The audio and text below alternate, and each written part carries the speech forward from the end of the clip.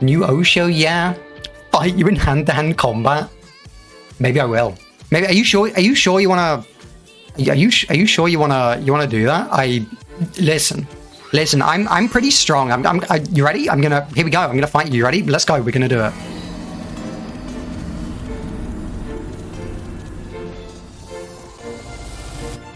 All right, that didn't go quite as planned. I didn't really last as long as I thought I would. You know, I thought I'd put up like at least a half of a fight.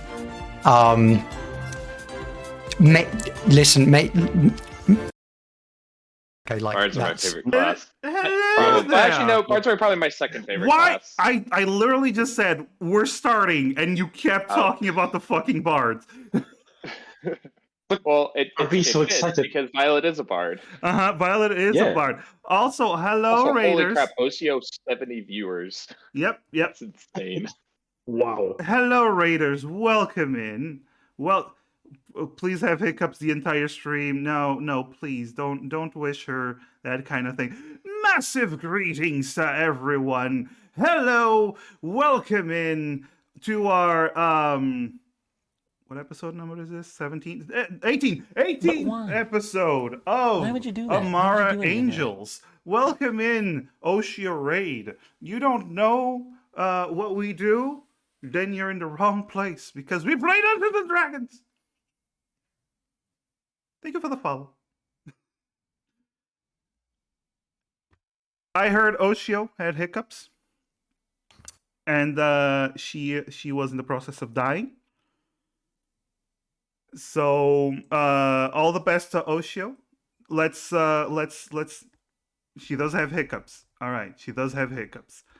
If Oshio does not get to play because of the hiccups, that's why the hiccup rate, exactly.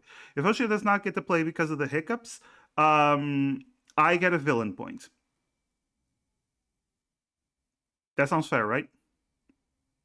Only if we can Oh, level up. hi guys, it's me, Oshio. I can't do an accent. No, you're not Oshio. You're not Oshio. We clearly see that you're Violet, played by Raining Blades.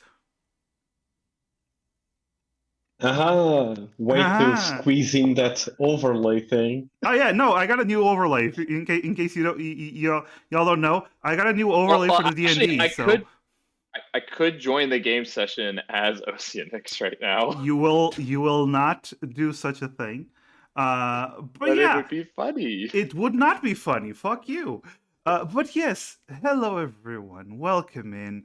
I am Massive Effect, your master of ceremonies, and I am here joined by my wonderful friend. Since Oshio is indisposed at the moment because of the hiccups, one would assume, I will start from right to left. Let's go with Spyro Proxy. Hello, how you doing? Hello, everyone.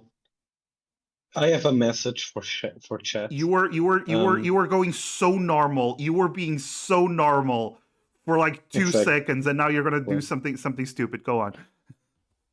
No, it's if you follow us, you probably realize that my character receives an extremely powerful armor attached to an extremely powerful weapon.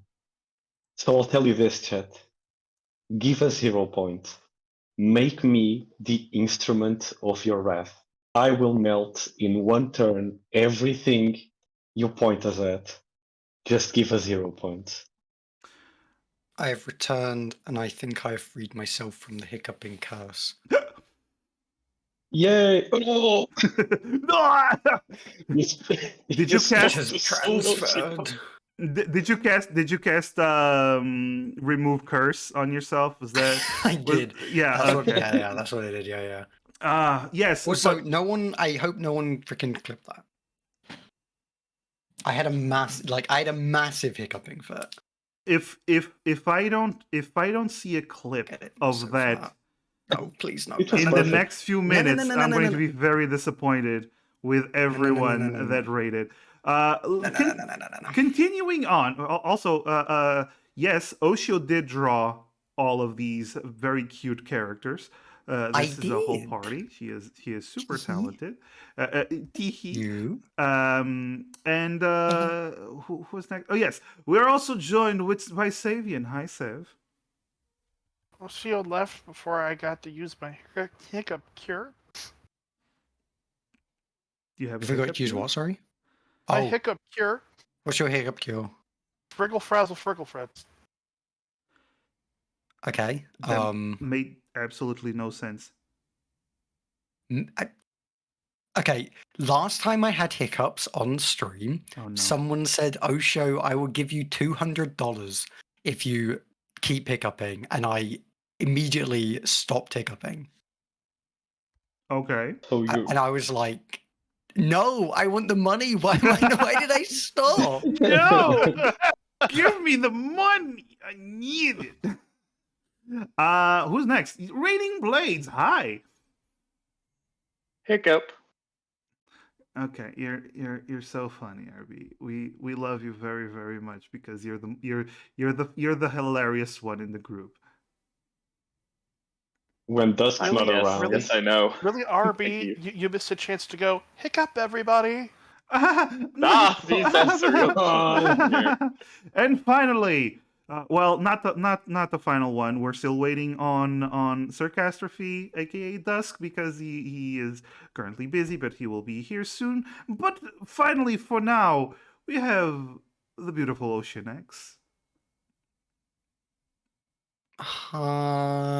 Hi,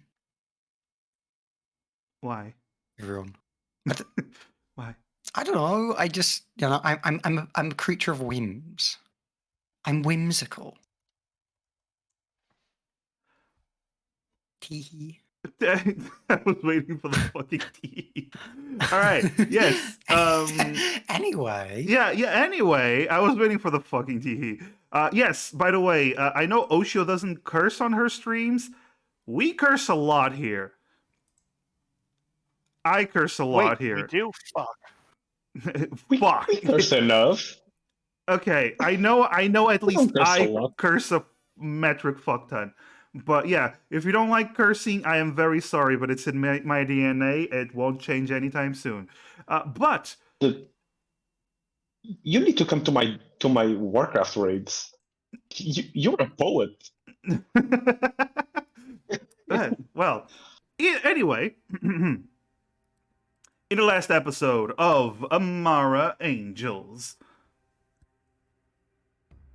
the party, having defeated the general of an ancient demon king, finally got rid of one problem. And before them was the big demon that could be harvested. Yes, in fact, they spent like half the session harvesting a demon for parts, plus two demonic creatures that were with the demon. But after some harvesting and Listen, okay, I've been playing lots of Monster Hunter I know, recently. I can't help it. I know. I know. Listen, the moment you started playing Monster, I saw you playing Monster. I thought, no, Oshio was just in her element the whole session last time. Yeah, but among the things that they collected from this demon was an apparently cursed armor that one Polites, the fighter, put on and immediately seared into her skin, locking her inside the armor. Also providing her with some cool powers, but that's besides the point. Afterwards, the party decided to return to New Thrain, the village of deep dwarves and deep gnomes. But along the way, 4 out of 5 members of the party were called into the mind palace of Olaf Blackbones, the brain in a jar that they made a mental link with that would provide them with answers to, whatever questions they may had. And answers they received. The party learned quite a fair bit about the past of Thrain, aka Griefholm, the place where that they wish to infiltrate to collect a part of the soul of a necromancer that they were tasked. Let's say tasked to recover. They learned that the stories that are being told by the surviving dwarves and gnomes from when this city was attacked and taken over by undead were a little bit different than what Olaf Blackbones remembered. Olaf Blackbones being one of the individuals that was there when this all happened 2,000 years ago. According to the legends, Harson, the necromancer, came with his undead armies and destroyed the dwarves and gnomes. Only the surviving members, the Boulder Brown, the Boulder Brows and the Silverbeards, along with a handful of survivors, were able to leave the city and found a new home. Not too far, but considering the undead don't leave the city, it's not really a problem. 2,000 years later, they still have their little town, diminishing numbers, but they still survive. But apparently, according to Olaf Blackbones, the city was in a war with a demon, the same demon general that the party managed to vanquish. However, during that war, the dwarves made a pact with Harson, the necromancer, to help them kill the demons, and in return, they could turn the survivors into undead to kill whatever enemies Harson had during his own war. They also learned that the Boulder Brows and the Silverbeards ran away during the battle with the demons, turning their back on their brethren, escaping with their loyal retainers through a secret passage underground. Although technically everything is underground here because it's the Underdark. They're in the Underdark. The party, after asking a couple more questions, were pulled out of the Mind Palace, where one of the party members, Ivar, a member of the town of New Thrain, and believer in the stories and sagas told, was left to ponder what he just heard. And when dusk comes back, he will ponder it even more. Until then, he will be remaining quiet and thoughtful. But yes, Violet, as you stand there, you see as Gala, Sherry, Polites, and Ivar all begin to wake up, having been in a trance for a while. Guys, what? Are you all right? What? Guys, can you hear me? Violet continues knocking on Gala's helmet as she had been the entire time. Oh, that was you. Oh, Gala, you're awake. Oh, wait, you. Oh, you didn't. Oh, right. Okay, so we're fine. We do you remember the brain in a jar guy that we told you about? Brain in a jar? I'm pretty sure we told you about him. They did tell you about him. It kind of rings a bell. Yeah, he's like really psychic and stuff, and he just kind of wanted to talk to us. I guess he was like, because we helped him out, so he was like, if you want to ask anything, we could ask things, and we did, and we got some new information, and it's really interesting.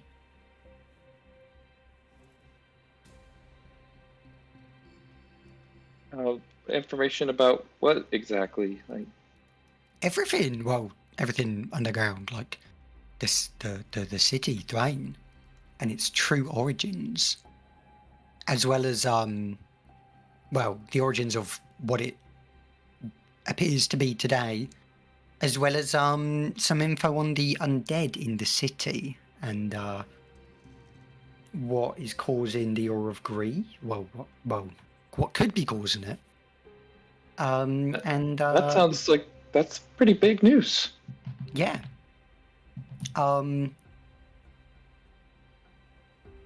Also, the information that seems like well, I can't rule it out entirely, but it seems like Parson ain't here. At least from what Blackbone believes. What do you mean? I mean, well, I guess I don't understand what you mean. Well, the villagers believe that Harson's here, right? Right. According to Olaf, Harsin left a long time ago. He did? Supposedly. Now, obviously, you know, what we're looking for is a little bit different. But,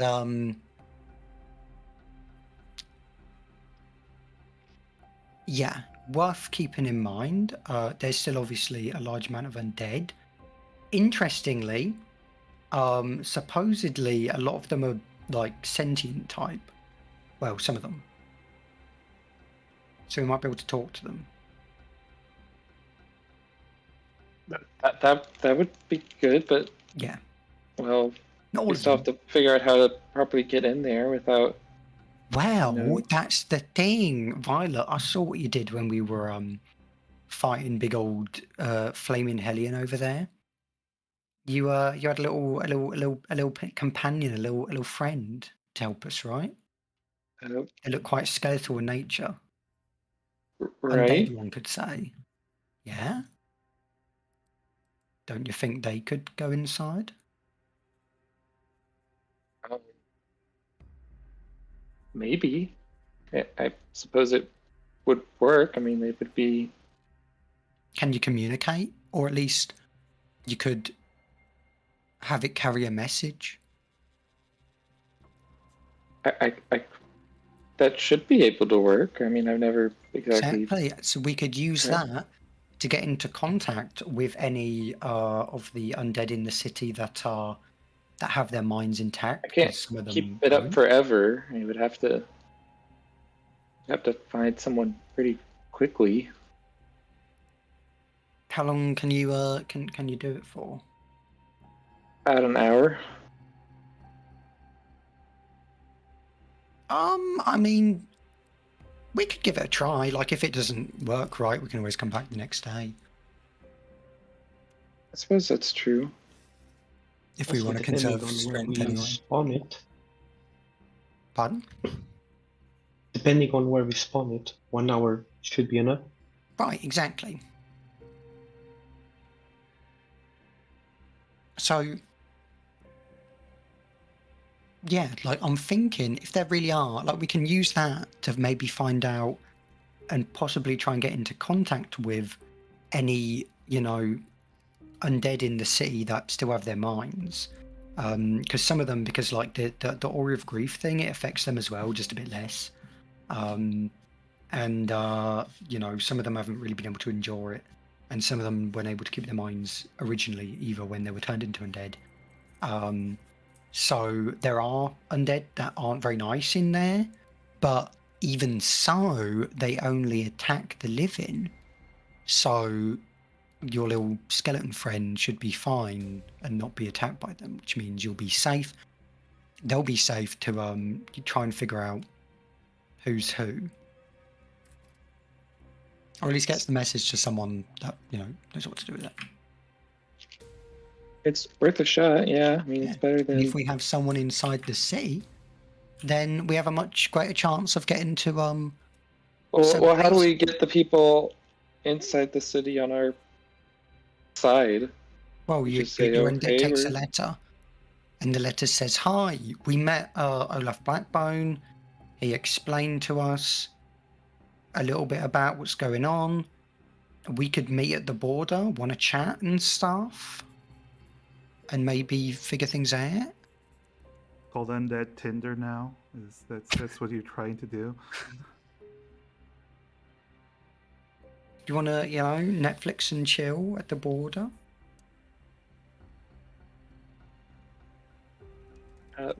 Yeah, I mean, that could work. Well, What the fuck? I think I it's don't- one of her inventions. It's one of my inventions. Don't worry about it. Yeah, I mean, I think it's worth a try, right? Sure. I mean, we could definitely try. Just where should we probably try and, I don't know, start on the edge? Like, just Yeah, just go on edge, up, really. like- There's a pretty defined border, so as long as we stay outside of it, we can just, have your skeleton go inside and then just go as far as possible, really. I mean, maybe we'll see something if we just go up to the edge. I don't know. Okay, and we could do that. All right, sounds like a plan. For now though, I still feel like crap after fighting Hellions, so let's go and rest and stuff. What? You're tired? No. Really? Also, hi, Dusk. Dusk. Dusky! Oh no, Dusk. Dusk has become a mime. What a terrible fate. Dusk? We see you're trying to talk, but you're not talking. The same thing happened to me earlier, Dusk. Just try exiting and rejoining. Hi everyone! Hey! He's here! There he is. Yay, Dusk! There he is. Okay, let's catch Dusk up to speed. First of all, you have 2 hero points. Woo! 1 hero point was given to you for a moment ago.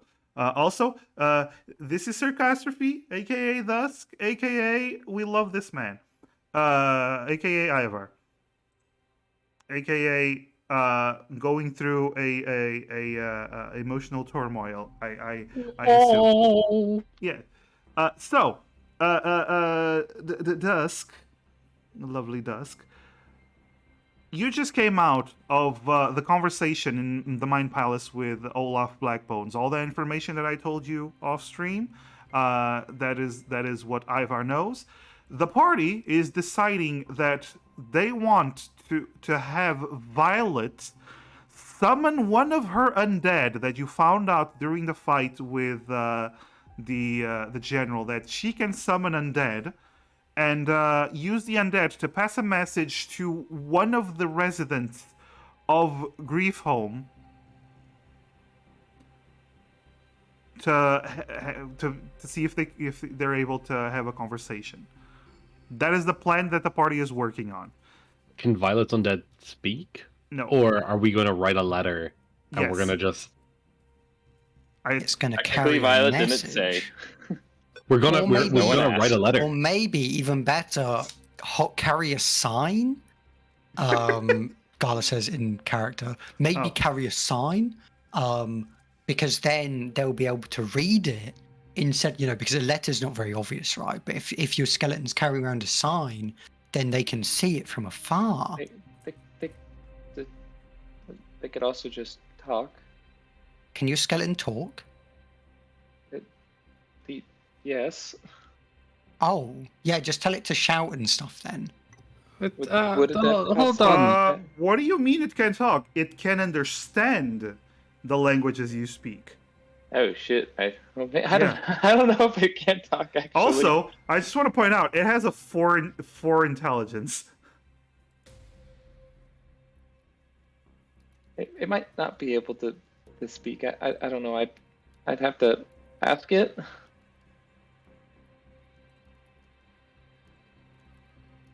Hold on. So long as it can carry a sign, it's fine. Well, what are we hoping for it to say? Well, it just needs to carry a sign that says, "Hello, we spoke with Olaf Blackbone. We understand some of the situation. Would you be willing to converse with us at the border?" Signed, adventurers who just came down here and are trying to help. And who are you trying to communicate with? The undead that are still like have brains, like specifically possibly the Blackbones, if they're still there, since Olaf said, if we mention his name, they'd like us. But I mean, if there's any others, just, if any that can talk to us would be like good, because that's a start. And it gives it just having someone who lives there to tell us where we can go to, maybe deal with the aura of grief if we can, stuff like that. And do we really want to draw the attention of any intelligent undead? I understand that you are all foreign from my lands here. The undead, they are not intelligent. They are creatures of destruction. Anyone who enters the aura of grief get attacked by the undead. Anyone who's not undead, but we can use Violet's undead. And you wish to draw the undead that attack the living to the border. Well, the ones that you said it yourself, they're not intelligent. The ones, if they're not intelligent, they won't be able to understand. They won't be able to listen. They won't know what to do. Only intelligent ones, capable of conversation, will be able to get to the border, and they can't leave in the first place. And what's not the guarantee that whatever permeates, or whatever the aura permeates from, doesn't follow? What do you I mean? have a solution for the aura. Sorry. I made these potions that will make us resist the aura's effect. Oh, yeah, that would be really good when we need to go in, but like I'm saying, basically the skeleton can it's kind of like reconnaissance almost, except being a message bearer kind of as well. Right? Like it'll only work against those that have a brain. I think the word is envoy. Yeah, exactly.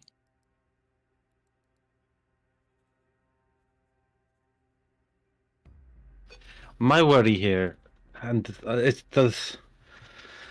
I understand, Gala, that it is a good plan, and I understand your point of here, but if the creatures are able to spread the aura any farther by moving whatever might be their center, there is a chance that after all these thousands of years of preserving their so-called undead peace, that they may wish to spread it and kill the rest of Nutrain.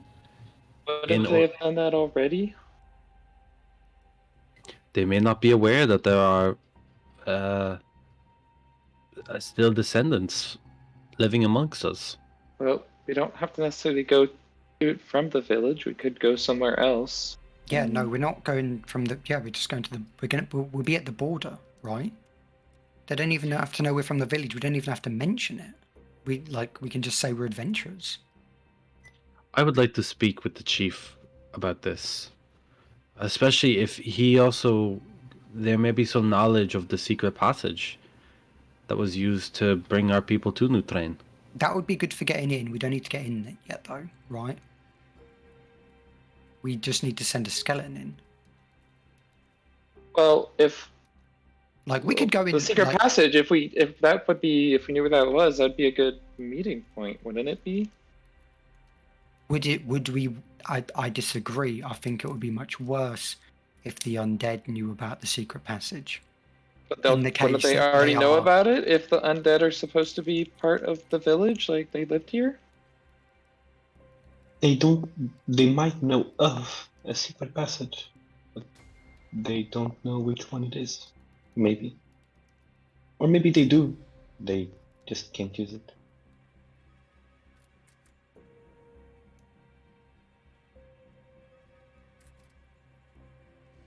All you know is that Olaf suspected there was a secret passage, but he had no idea where it might be. Our man is an actual brain. How can he not have any ideas? That's all he has. His idea. Got him, Listen, boys. Got him. he wasn't a brain the whole time. That was like a recent event, kinda. 1,000 years is recent, right? If you count 2,000 years. I mean, yeah. Did he explain how he got into that jar? Like, why was he some loose brain? Oh, He yeah. just fell in. No, he did not just fall in. He said, according to what he said in the Mind Palace, leaving the aura of grief causes undead to immediately start to decompose. This putting his brain into a jar was the only way he found that allowed him to leave the aura of grief, lose his body, but preserve his brain at least.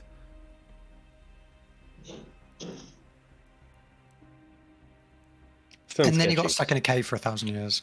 And then he got Yeah. stuck because he's just a brain on a jar. It was unfortunate. It was very unfortunate. Very unfortunate. This is probably the worst case scenario on Earth. It was. It very much was.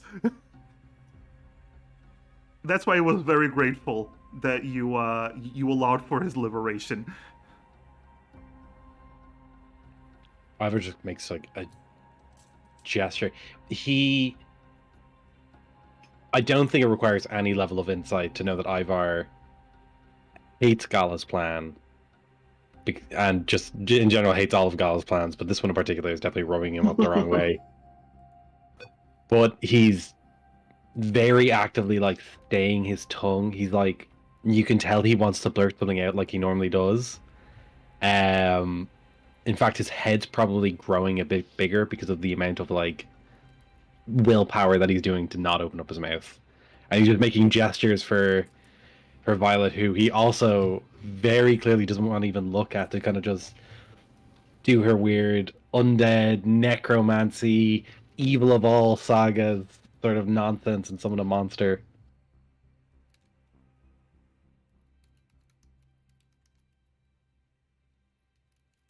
So like the image I just put in the Discord. Yeah. I'm vegan, but I'm doing my best not to tell people me.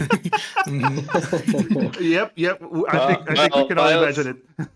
Vile's not very observant and has no reason to think Ivar thinks anything weird about her, so she doesn't react at all. Just imagine I mean, Ivar doing that face and Violet just smiling kindly at him. I just think it's worth a shot, you know?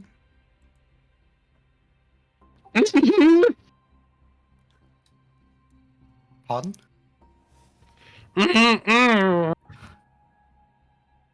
Right, glad to have your approval. Let's rest first, and then we can think about maybe trying to set this up. Ivar actually just passes out with his eyes wide open and his veins throbbing. I can see that. All right, so you continue on to Newthrain, just returning to town. As you get there, you actually see Lova is coming back with the healer of town, with Kelda. Because if you remember, Violet, Lova said she was gonna get Kelda because everyone was basically passed out for no reason. And when you reach town, you see them both look at you. Are you okay? They got better. Yeah, we woke up. It was it was nothing. It was fine, actually. Okay. I'm sorry, Kelda. Apparently they got better. Kelda just grumbles. Sorry turns to worry around- you. Turns around and leaves. But, We're gonna go and get some sleep. no, you're not. Oh, I do have some bad news. Well, potentially bad news. It's never good news when I hear this, when I have to deliver this message. yeah. the chieftain, the chief of our wonderful town, demands that you go talk to him immediately. Right. And I think you should hurry, cause he apparently isn't in the best of moods. All right. We will do that then. Thank you. Right? If you'll excuse me, I'm gonna go back to the other two, see what they're on about.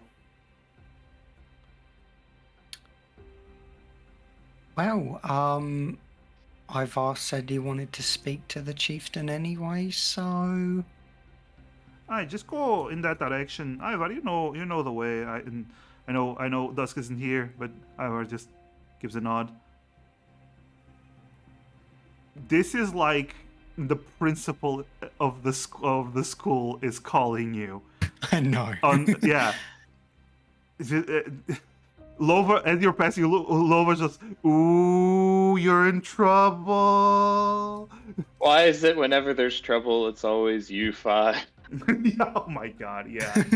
Basically. Like, ever since you came back to town, you killed monsters, people got kidnapped by witches, and there was demons, and people got sacrificed.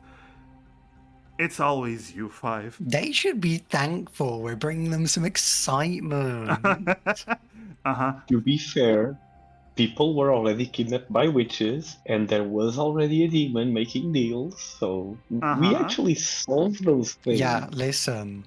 If not for us killing the demon, you know, who knows how many others would have made deals with the demon. Of course. Anyway, you begin to walk through New Thrain. Actually, as per usual, I have a map of New Thrain that I like using. Fuck you. There we go. You walk through New Thrain,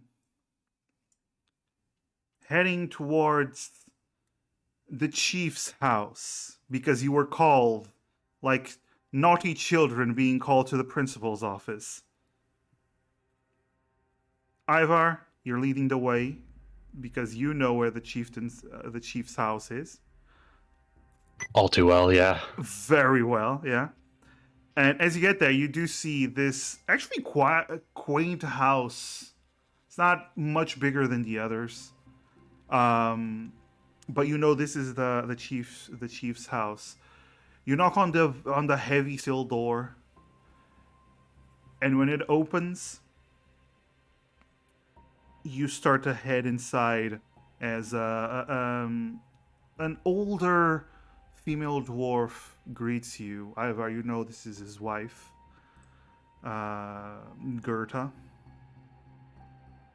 as she gives you this nod of acknowledgement, but just signals for you to enter. You go inside. You're guided into what seems to be almost like a living room, with a large crystal in the center, with that is giving off light. Seems to be the biggest air stone that you've seen in New Thrain. Is sitting in the middle of this room, just illuminating the whole room. This magical crystal.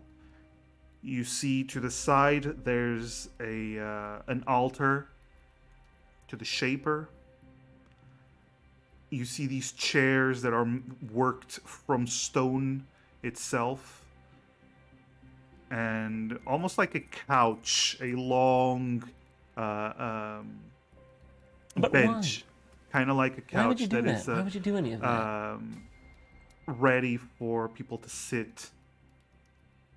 And you see it sitting in the biggest chair of them all is Gunnar Boulderbrow, the chief. This tall, I've described him before, but I can do it again. He's a big dwarf. He's taller than most other dwarves. Shaved head, long beard, mean look, this dark skin with reddish eyes. He looks at everyone and just signals. I heard what happened. Sit down.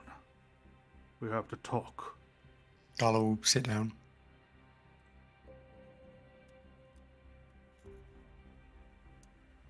Ivar also sits down, but he's looking at Gunnar in a new light. Like he always kind of looked at him as a kind of a surrogate father, like himself and the other older Gloomstalker Ranger were two of the more prevalent stand-in parents for him ever since his parents passed away.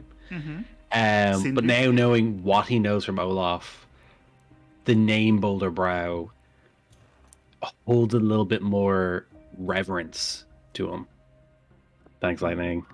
All right. Another hero point from Lightning, because you just keep getting hero points. At least Gorion likes me. So you all shuffle into the bench. One of you has to sit alone in a chair closer to Gunnar. Who is the child that is going to sit close to the principal? Nose goes. Wow. Viola immediately takes a seat, seeing that there's away from as far back as possible. Okay. Gala will sit next to him. All right. He is sitting. He is just calmly sitting there. Once you're settled in, he goes, first of all, congratulations are in order. I understand it was a difficult fight. It had to was, be against such a though. creature. We are lucky that none of our party were lost. The Gloomstalkers, Lova told me they all survived too. Indeed. That's good. It is. That's good. The skills are very impressive, and it would be a huge waste for them to meet such a fate. And nobody will hear about what you've done today. Of course. The story that is going to be passed throughout the village is that some misguided youths attempted to do some dark ritual by themselves that ended in the death of their parents.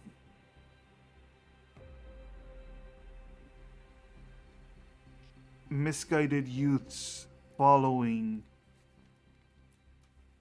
old myths or something of the sort. Insanity that befell them. I wasn't seeking, well, me personally anyway, wasn't really seeking fame or glory. Oh, you from, get none of that. Especially not after what you've done. I understand, of course. You all knew, since you've been here, about that fiend and about what the youths were doing.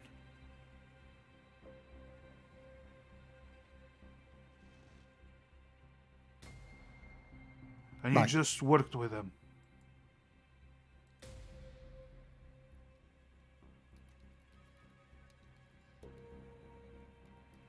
You were putting everyone in danger. For what? Your own goals?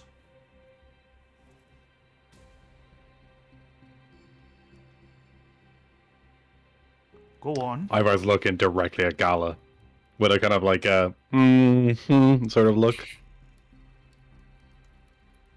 I'd like to say no, but yes. I believed it was best for our interests. I believed it was, at the time, best for the interests of... I believed it aligned with the village as well. I had not been Deals acquainted with with the village enough. a fiend or in the best interest of Newthrain. And you, Ivar. He looks towards Ivar. Ivar Steadyhand, I thought you better than this. You knew about what was happening and you decided to help them.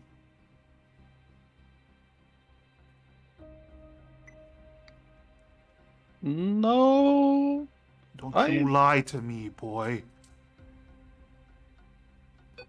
As Gala Nodem can surely attest, I have been very much against everything that they are doing. When did you come tell me about what was happening? You didn't. I had to be certain. There were too many lives to be at stake. And now 3 of our own are dead. 3 of our own that turned against our people and fully intended to use the powers to destroy their people against us. The parents that were sacrificed. I don't care about the betrayers.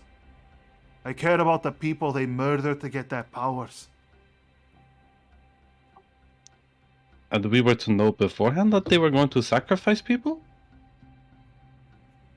You were dealing with demons. It should have been all of your first reactions to tell us what was happening so we could stop it before it got worse.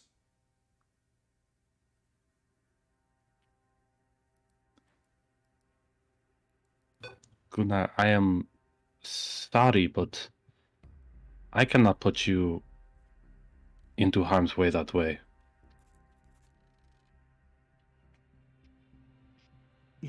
If you lose me, you lose a Gloomstalker. The one farthest from any one ever. The likes of me show up once or twice a generation and are very soon forgotten. But if we were to lose you, the whole town, the whole community, we lose our father. And that is a risk that I cannot go through again. You should have told me anyway. I should have known, and you should have known better than to keep it hidden from me. I am sorry, Gunnar, but staying hidden is the only thing that I am the best at. I stand by what I did, and I believe that the actions of these people, while in their own interest, are the same interests as us. Even now, before visiting you, they all discuss attempting to help save the village even more, of their own accord. Save the village even more? From what? From We hope to Griefholm? reclaim Thrain. They all defeated a seemingly sealed devil, right by our own doorstep. Griefholm is not our concern. It's not a danger. It's been there for 2,000 years without causing any issues. And how can you guarantee that it won't cause any issues in the future? Gunnar, it is your role as chief to keep the people of Newthrain safe. It is my goal as a member of the Steady Hands to avenge my parents and to avenge all the people who have died to this undead horde. And there it is. There it fucking is. You see him stand up and start to pace. That's the only thing you ever think about, Ivar. It is Revenge. the only thing that I am, Gunnar. That I is am not... one thing and one thing only. I am a tool and a weapon, and I aim to use myself against what you call grief home. Apparently, the evil threat Harson is gone. Did you know about this? What are you talking about? We have come into possession of some information regarding the nature of Grief Home and its residents, as well as its origin pertaining to its current state. You see him narrow his eyes as he puts a hand on the back of the chair, looking at all of you. What information? Tell me. Firstly, most important to the current situation, it's at least in my belief, and of course I'm fully aware that I have made mistakes in the past. However, I'm simply relaying what we have learned from a credible source, that the residents of Old Thrain, who are currently undead, many of them may not simply be mindless undead. That there may be some who possess sanity and intelligence, and not a kind of malicious sanity or intelligence.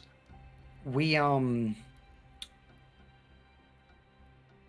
have spoken to one who experienced those events You've those many spoken years ago. to an undead. Yes.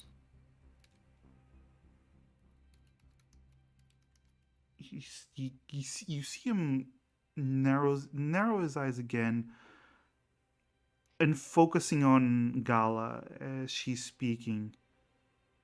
But you also see him grab the back of the chair even tighter. Ooh, did you speak to? An Olaf Blackbone. You do notice that the grip loosens a little bit.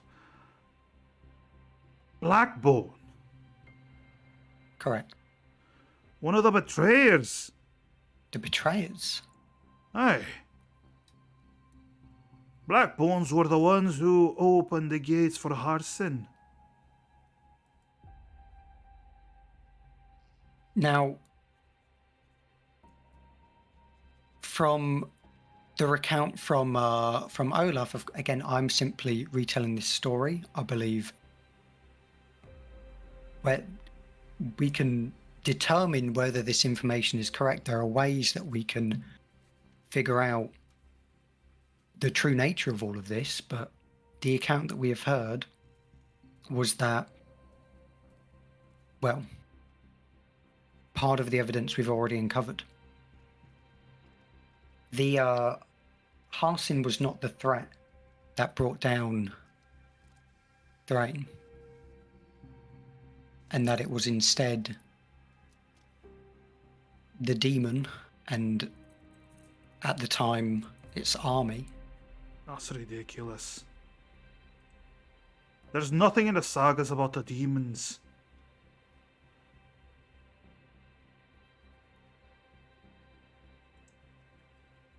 Is there anything in the sagas about the undead retaining their sentience and intelligence? Why would there be? But it's the truth. We've spoken to one, and there may be more inside the city, and that's what we wish to find out. Because if that is true, and if there are those inside the city who are still of sound mind, now, of course, they are undead. However, from the accounts we've heard, they are unable to leave because they would quickly degrade outside of the city. There is a sort of protection field within the city that prevents the undead from decaying, which is why they're still all there. But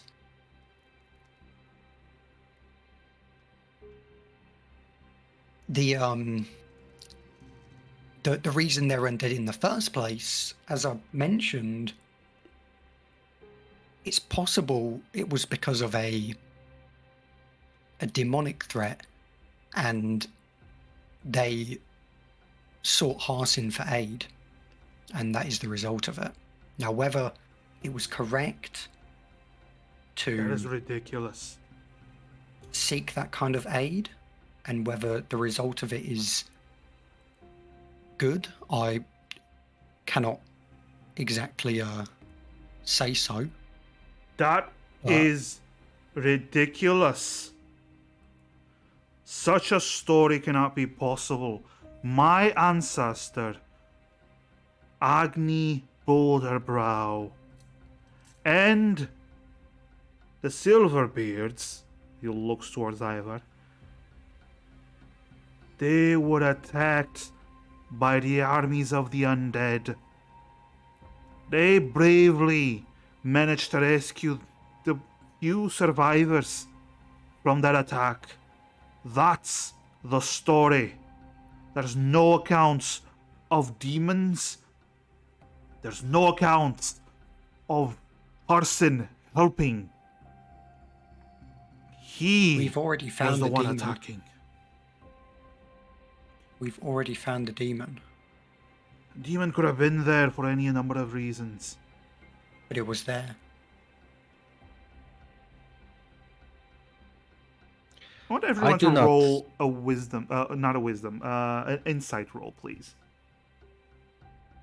Oh my god. Yeah, to see what you're getting from his reactions. Who's rolling? Just Ivar or... Everyone roll Oh, okay. because you're all looking at him. Hmm. Also, I do have 2 villain points, which I do want to thank Gorion and Cybertech, because you're both amazing. Oh man, Ivar rolled the highest. It'd be a shame if someone used their reaction to boost their check a bit more. Go on. I would love to, but I kind of used them all in the fight. Oh no. Use them on the harvesting. That's what you did. The harvesting. The harvesting, right? The harvest. Okay. So I'm gonna say Gala and Ivar especially. You've noticed a couple of things. First of all, the first time you mentioned sentient undead that retain their intelligence, there was no sign of shock coming from him or disbelief. He was just focused and hearing about this. And the more you mention the news story of the undead being involved, the more aggressive he's getting. Were you aware of possibly? I mean, you've been living here for a long time, and this town has existed for a long time. Surely there must be some accounts of these undead being more than just mindless creatures. That's ridiculous. There's no such thing. No such thing is possible. Would I make a history check of any kind? As someone who would have been studying up on the undead for most of my short life. Yes, you can. Also, I didn't get to finish what you learned from the insight checks too. Oh, sorry, you Farad. No. It's because that's what Gala and Ivar got. But Ivar, you got something else that might have escaped the others. When you mentioned you talked with an undead, with an intelligent undead, he got super tense. But the mention of Ivar Blackbones, even though he seemed riled up and called him a betrayer, he visibly relaxed, as if he was expecting another name.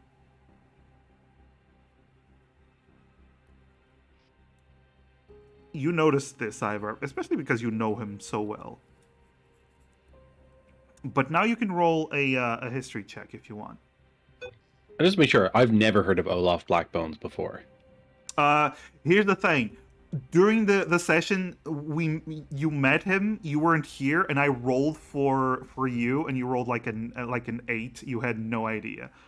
Okay, awesome. You didn't know that the Blackbones were one of the main families.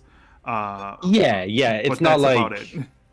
Yeah, it's not like here are the good guys and here are the bad guys of Hitler or history. Of Hitler, the good guys and bad guys of Hitler. Yeah. In my head, I was like, "Don't say it, please," and I did. I'm so sorry. Every conversation leads to Nazis. Go on. Also, RB, you do have 3 hero points, just so you know.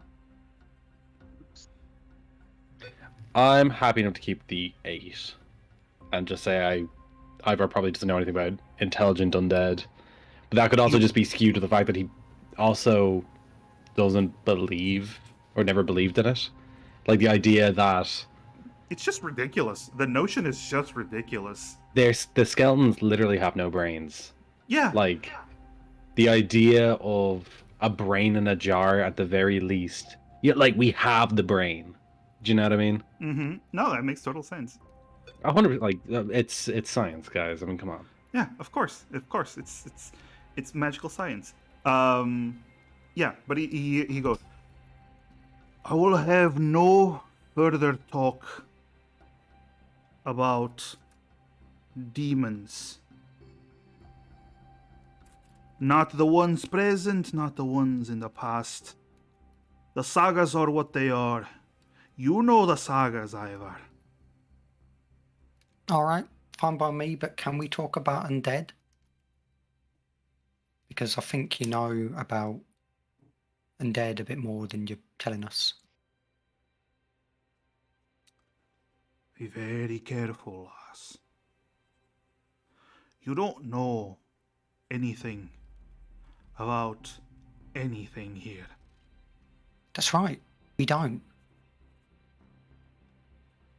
But you do. You're not from around here. But I am. Gunnar, this is my life. The one thing that I've known. If you know something, please.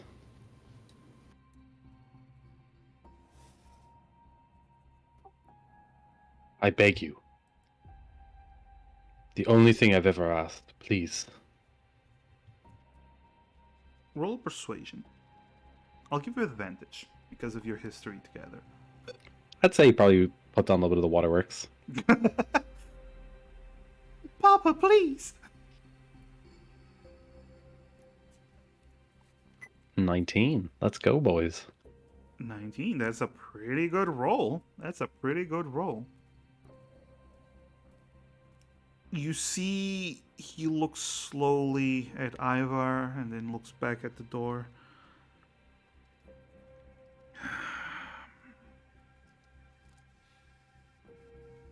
I suppose this might be good for your ears too, Ivar. Fine. This doesn't have to leave this room. It won't leave this room. And if it does, I'll be mounting your heads on a pike. My lips are sealed.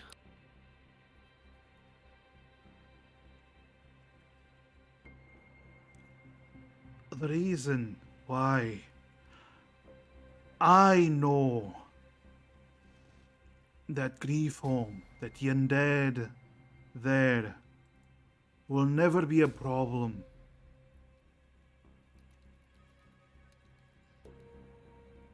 Is because my grandfather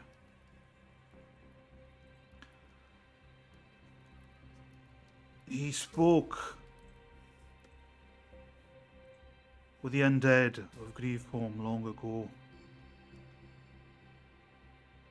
before I took up my position. And every chief for a while now has been talking to them.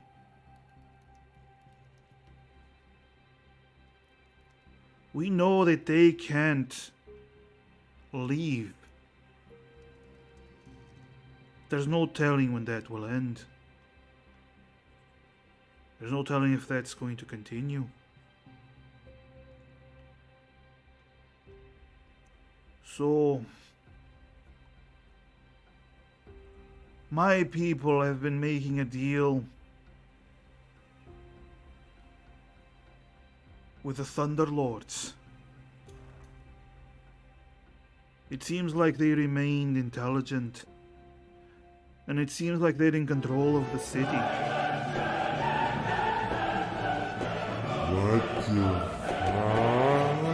What kind of deal?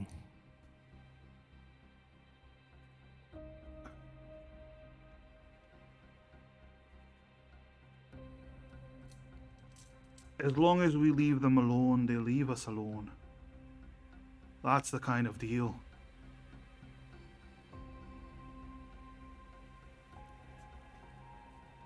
We need to talk with them. You mean you just lie to all the people that you've of your village? It's lying for their own good, lass. Did my parents know? No. And that's why they attacked. I tried to dissuade them. I keep trying to dissuade foolish actions like yours, and foolish actions like your father, foolish actions like those teens. There is no purpose in attacking Griefholm. We do not have the means of taking it over. We do not have the means of killing the undead. We do not have the means of killing Harson or whatever is there. It's best left forgotten. While we are here, they will not do anything to us as long as we do not disturb them. Your father, what he and his wife had done, cost us greatly. They paid for it.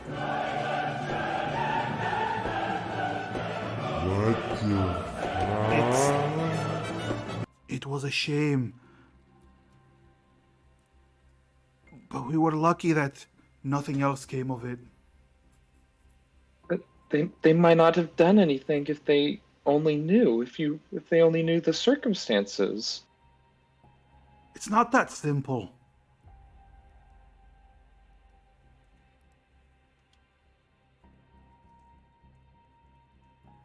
Why do they wish to do what have they told you? You said your grandfather spoke to them. Have you spoken to them? Yeah. Personally, no. What has your grandfather told you about this deal and the reason for it? Why do they wish? I mean, presumably they wish to be left alone so they cannot be wiped out, but why? What I'm wondering is, why is there no interest in either party in any kind of reunification? What kind of reunification can there be with undead? And what kind of reunification can there be when we can't even set foot in Griefholm? But if they can't set foot outside of Griefholm, why would there be a need for a deal to begin with? They might be undead, but they've got brains enough to make a deal to have this non-aggression pact. But it's not that simple. According to what my grandfather said,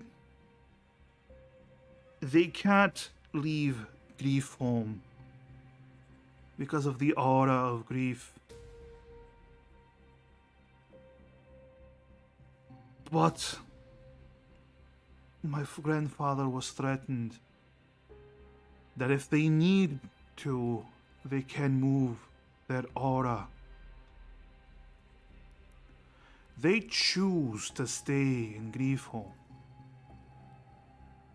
The Thunderlords. They are in control.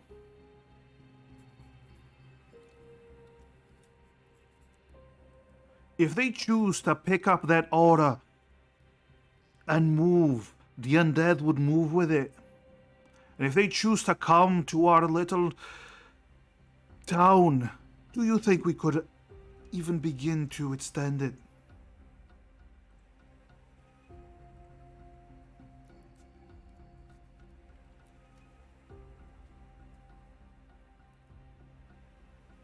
If they could do all of that, why don't they?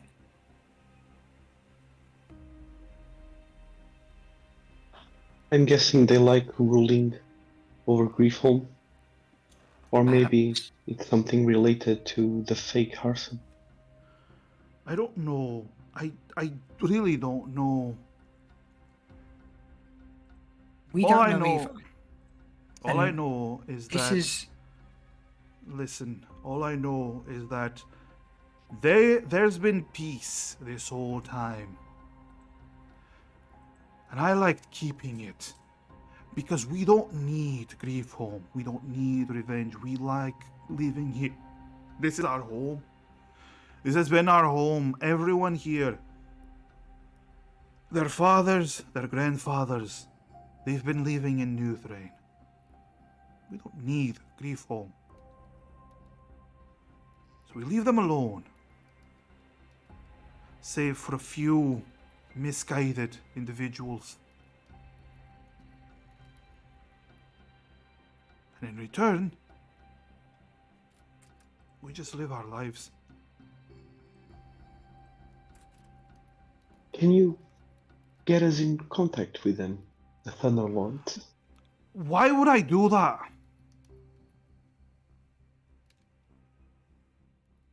We are here to enter Griefholm and to, well, I specifically want to loot Harson's laboratory, but we all have our reasons to I- enter Griefholm, and you have a reason to keep us quiet. what Politis is meaning to say is we don't know enough. Having a non-aggression treaty is all well and good, but you've seen what happens when people who don't understand what's going on, don't know the situation, misunderstand and cause tragedy.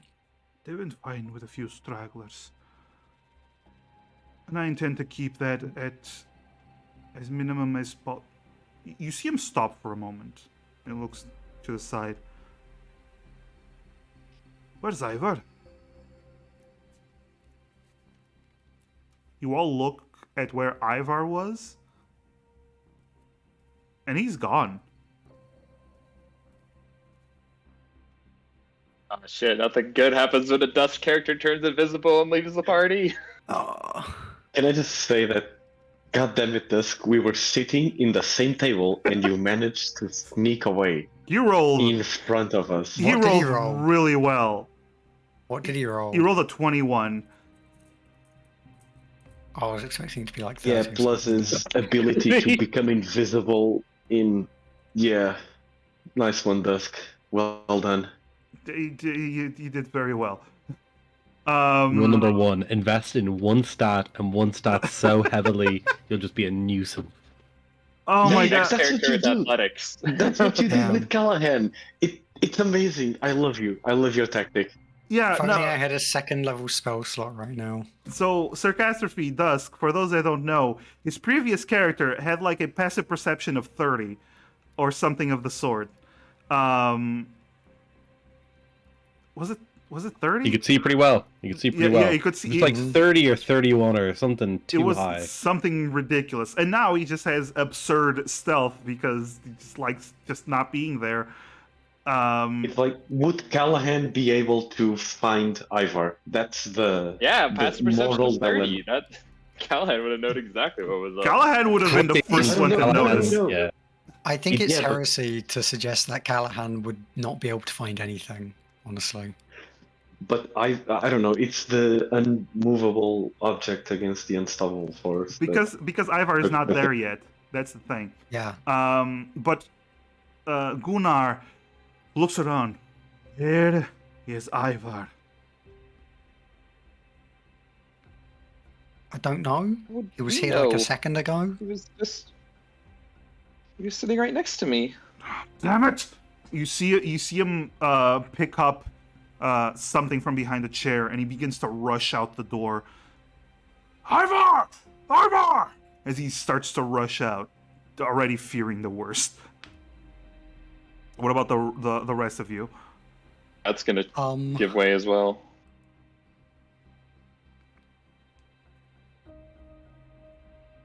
Yes. Does anyone here think they have any ability to find Ivar? I don't think I Do do. we want to find Ivar? Does the chief have like documents around the? Not in this room. Also, his wife is still there. Just want to point that out. She's what? just sitting there like, hello. Hello. Oh yeah. Just His wife's just, cool. like, His wife's opens cool, a guys. drawer. Don't worry about her. Yeah, she was just knitting the whole time. Like there was this whole conversation. Like, oh yes, I've heard about all this before. Hello, dearies. Would you like some tea? Yes. He gets on about it every Sunday or something. Yeah. So what's the rest of you doing then? Violet, you're going after him, right? Yee. What about the rest of you?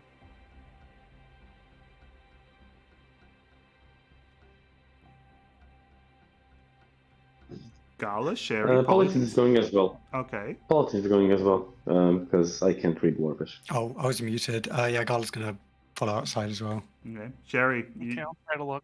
Okay. So everyone begins to rush out, seeing Gunnar just look around, immediately grabbing a few villagers. Have you seen Ivar? Have you seen Ivar? Have you seen Ivar? That boy's gonna do something stupid.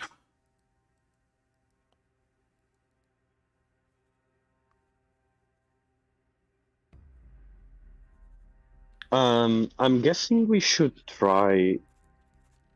Wait, what was the closest point we've had with in Reform?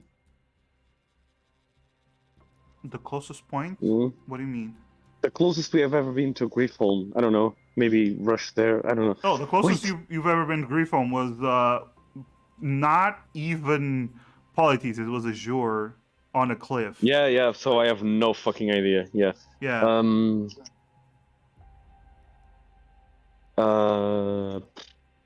I have no clue. I legit have no. Maybe parents' graves if there are any.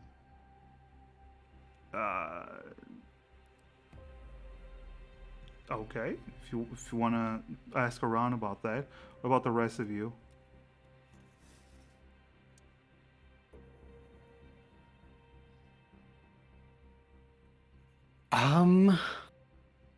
Gala's kind of stumped. Gala doesn't know what to do. She wasn't expecting this. Okay. Well, Where does Ivar?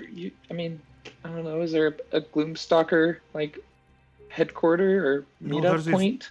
he has a place where he Oh, sleeps. she's not saying that to. She's not saying that to the chief. She's saying that to Gala and the party. Oh.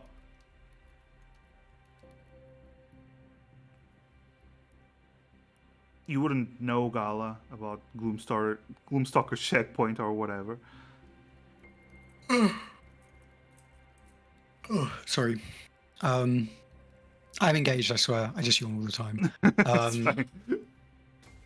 No, I understand. Don't worry. Violet's gonna break out from the chief and ask someone else if the Gloomstalkers have someplace that they go No, to. I mean, Gala's kind of just of the like.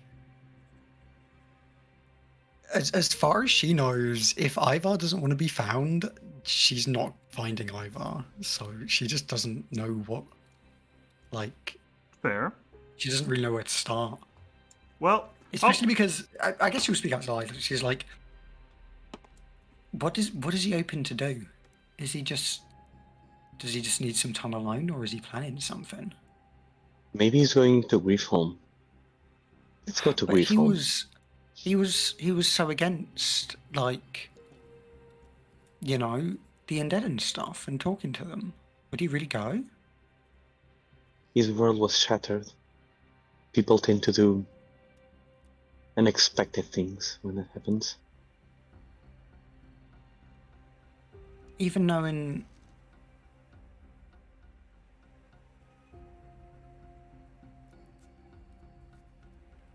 I mean, we could go, but how long does it take to get to Grief Home?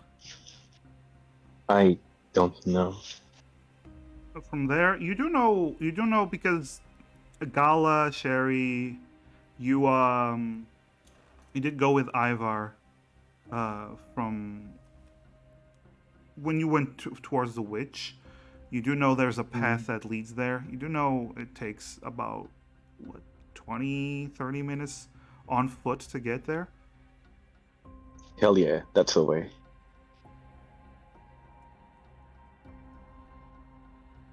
Meanwhile, has Violet found someone else to ask about if Boomstalkers go anywhere? No, they just don't know. Hang out. No, not really. No. All right.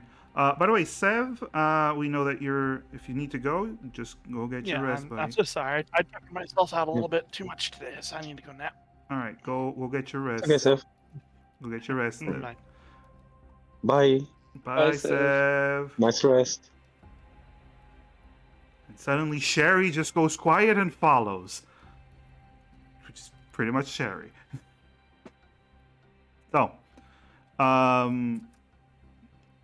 you heading towards Grief Home? That's a capital yes. It's worth checking out. I don't know anywhere else All right. to check.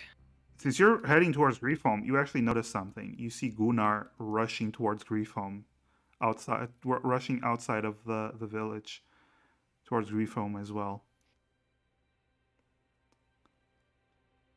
Are you following him? Are you catching up to him? Yeah. Yes. Well, That was not a yes or no question. That was, yes. Are you following him or are you catching up to him? Catching up to him. Catching up. Okay, cool. Good to know. Be specific. All right. As you catch up to him, he looks back. Of course. We just had the same thought as you did. I don't know where he's gone either. I saw tracks leading outside of town. What's he trying to do? I don't get know. it. That boy's crazy with revenge. He's not thinking straight. He's gonna put everyone in danger.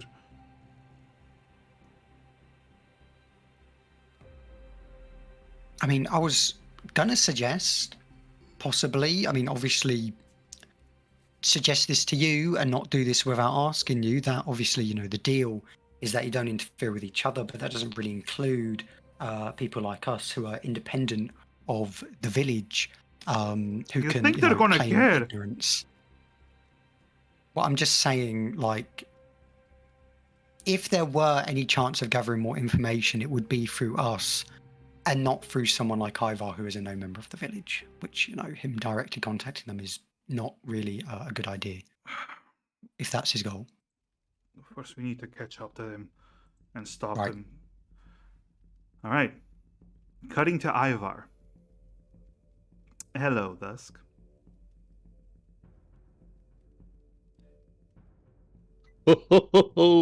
Hello, it is me. It's me. I'm All the long game after all. I'd like to pull back. Holy shit! Where's the Phoenix thing? I'd like to pull back my mask and reveal a goblin. You've been a goblin all along, which is not really a bad I'm a thing goblin. because Gala is also a goblin. Wrong goblins. Wrong goblins. Yeah. Okay, yeah. So, Ivar slipped out at that bit just after where Gunnar. Just after the bit where Gunnar mentioned that, like, he was in contact with the Thunderbones, and then just as Gala started arguing with him, so at that point, that's when he dipped off. So he didn't hear anything really afterwards. Okay. Also, it's Thunder Lords. What'd I say? Thunderbones. Sorry, my B. The Thunder Thunderbones Lords and the Black Lords. Oh my god, shut up. There we go, boys. Right on. So he is running. Obviously, it doesn't rain down here, but if it did, he would definitely be running through the rain. There's just condensation that from the caves that is just coming down. Looks like rain. Perfect. So he's just running full speed, and where he is going is towards the gate with the small crack in it that we saw a few sessions ago. So the main gate to Thrain. Wait. Okay. So the crack isn't on a gate. It's on part of the wall away from the gate. Well, that general vicinity, anyway. Okay. So Spyro kept on actually either saying it or dancing around it. So I was like sweating. I was like, oh shit, this guy knows me. And eventually he's gonna go to a part, like, I don't know, is the gate or is it only the crack in the wall that gives you kind of like a entranceway or direct entranceway into the city? Yes, one that doesn't require actually climbing over the really high wall of the city. I've got a sick ass climbing speed, so I am fine with. So you do what you wish. If you want to just climb the wall, that's totally up to you. I might go for that little crack instead. I like the little crack. All right. So you rush towards the gate, and you'd get there before any of the others, because you're running, they're running. It's well, it's not full sprint. You're jogging. And what was the term? You're jogging briskly in the intended direction or something like that. But as the city of Thrain, aka Grief Home, yes. I know we've been, ladies and gentlemen, I know we've been using both names, but they're both this city. Grief Thrain. Grief Thrain, yeah, sure. Thrain Home. Thrain Home. New home. That's the other one. That's the other one. You Grief. Ivar Land. Sure. Anyway, as you make your way to the city, Ivar, you pass by the gates and you see, as per usual, you've been here, this area, many times. They are dead quiet. You see no movement or stirring on the other side. Do you continue then to the gap in the wall that you saw? Yes. All right. You rush towards the gap in the wall. Eventually, you do reach it. You see where the wall has caved in from just ages and rock falls and all manner of debris falling from the high cliffs, hitting this wall, breaking it down over the centuries. This crack is enough for a tall dwarf to pass by. So you're a gnome. You're quite all right. You see on the other side, past the debris, what seems to be the edge of a house. It was quite, or at least a building of some sort that was quite close to the wall. Do you wish to go in? I like to go in just as far as that the aura doesn't hit.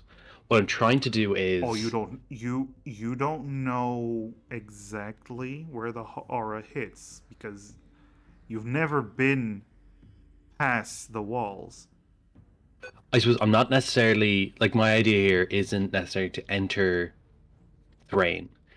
it's to reach the kind of precipice of the wall, or sorry, of the entrance to overlook the city, so that Ivar can yell out and it'll echo outwards.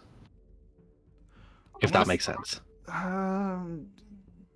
You do get the sense that if you're going through this broken piece of wall, you're not going to go like overlook the city. You're at the very bottom of the city.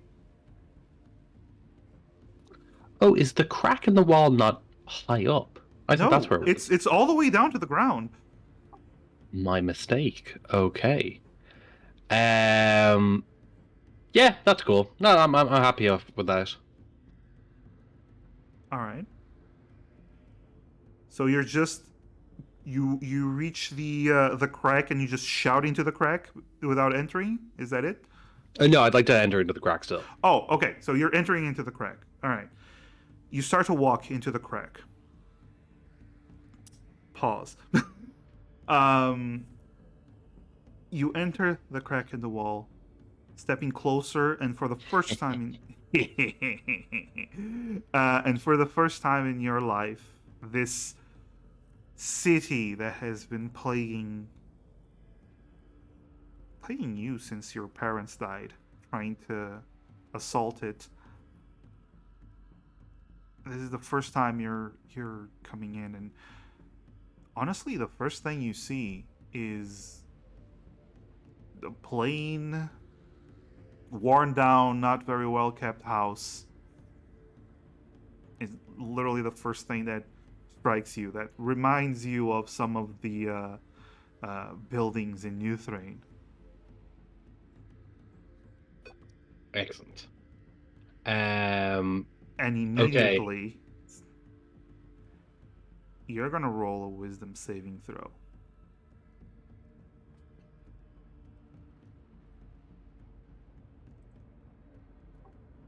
Should we make it public or private? Oh, make it public, yes. Let's all see what Ivar does. Let us see your failure. It's an 18. Alright. Or your success. Ivar, your mind is strong. Your mind has always been very strong. However, the aura of grief is notorious for breaking down even the strongest and bravest of warriors. As you set foot past the wall, it immediately strikes you. Your body freezes. You feel this cold shiver up your spine. Ivar, the first thing that comes to mind, the very first thing, is the last time you saw your parents.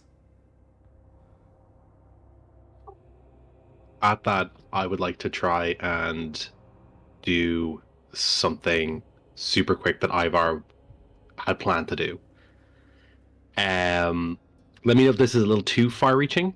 Ivar is looking to shout at the top of his lungs, but knowing that this might affect him, he thought he might need a little bit of extra boost. So in his hand, he has a crossbow bolt.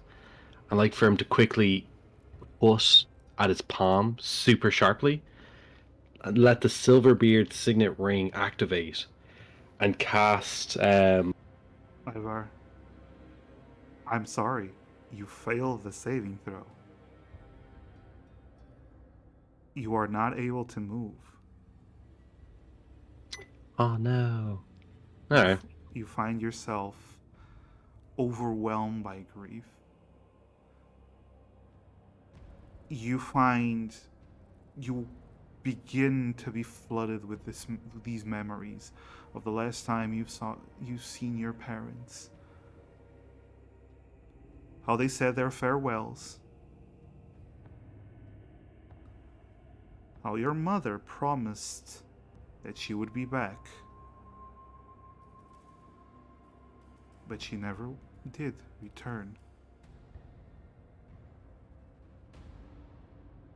Your mind races with all the happy memories you've ever had with your parents, all twisted with the knowledge that they were taken away from you. You find yourself unable to find any sort of happiness from these memories. Your body has frozen in place. Memories just replaying. Sadness, grief, overwhelming you. You start getting memories of the time you set out with your friends, of the time you fought against your enemies, against demons. Memories of when you had your wolf. But memories of you losing him. Memories of losing your friends. Memories of waving your hand over the corpses of your friends. Pushing them to stand up again and continue their battle, even though it hurt you to see them get further and further, more damaged and destroyed. Memories of friends that have not lived in so long, but still they surround you because still they have a purpose and they are useful. Memories of looking yourself in the reflection of a pond and seeing not your face, Ivar, but an orcish face with a skeletal mask covering half of it. This is not you. These are not your memories. And immediately, in that moment, you get to choose, Ivar.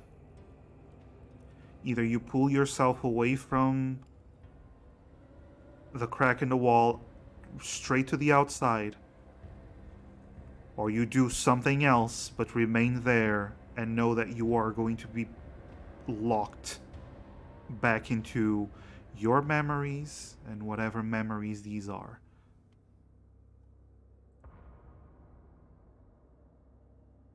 What do you choose? And do I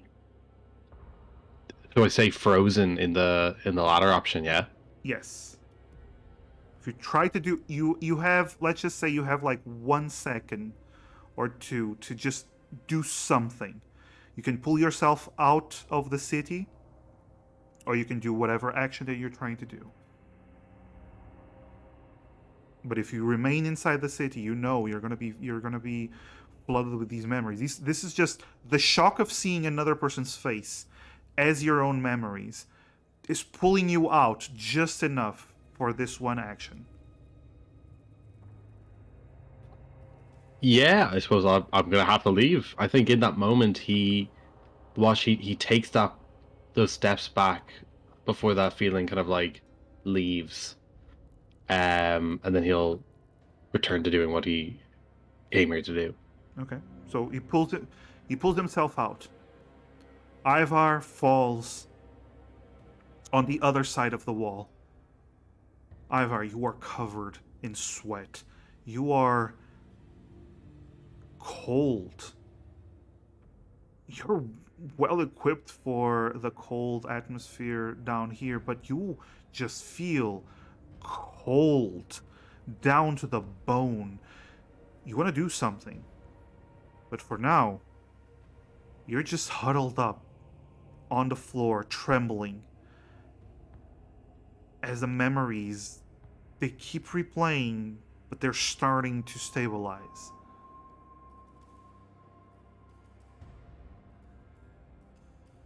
And as you do that, because the other ones were rushing, Gala, Violet, Sherry, Polites, and Gunnar, you see Ivar off in the distance, having pointed out when you got to the gate that there was an opening. You see Ivar in the distance, just huddled up in front of the crack in the wall.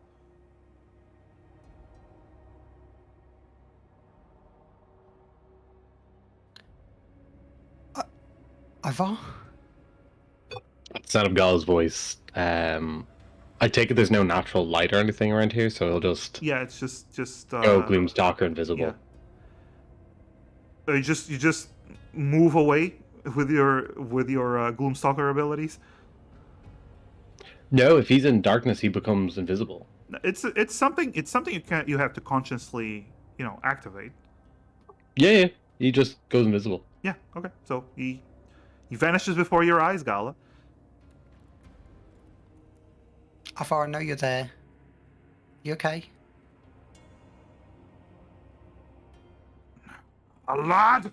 You see Gunnar begin to reach into his pocket and take out something that you saw him pull out from behind the chair.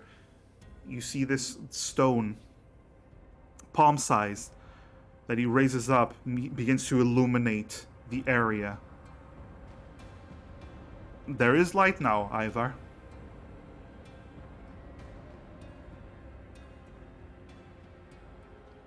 Yeah, what you guys see before you is just Ivar huddled into a bunch. His palm bleeding, but he's got his cape, or his cloak rather, all like pulled up and around him to make himself like as small and as quiet as possible. He's just completely scrunched up, entirely unresponsive. What did you do, lad?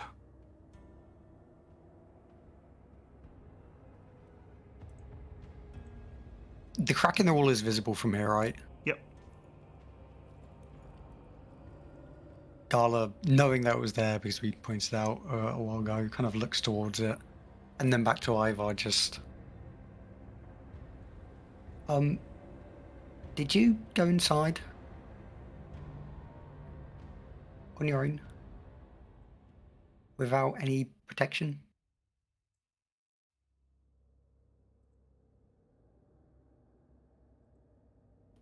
I'd say Ivar's still just entirely unresponsive.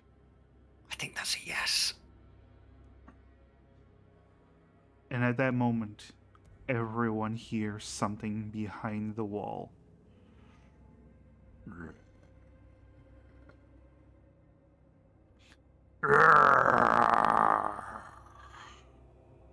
Hear shuffling and scraping. Do any of you look into the crack in the wall? Yeah, Yes. Gala, have a look. So Gala and Polites peek out their heads, and you see this dwarf, mostly rotted away, standing in front of the crack, beginning to walk through it. And sees you and begins to dash forward and lunges at the nearest person, which I'm gonna say is between Gala and Polites. I wanted to ask something like, when we see that it is an undead, could Politis have summoned the mace of Harson? The Mace of Harson? Yeah, attached. It's the mace of Harson. Where is No. it? Different creature. Lol. Sorry. Hellions Morningstar. Sorry. Different creature and different weapon. Yeah. suddenly, Polites has the Mace of Harson. Whoa! Aha! Whoa! It was Violet, me how all do the you time, feel? guys. Oh man, one of Hey. our party members was in leagues with Harson the whole time. Oh god, that was You a see, shocker. That's crazy. Hey. you see that the creature lunges not at Gala and not at Polites, at Ivar. And as Ivar, you look up, you see this undead beginning to barreling down towards you. The bones begin to turn to dust, and it crumbles and falls at your feet.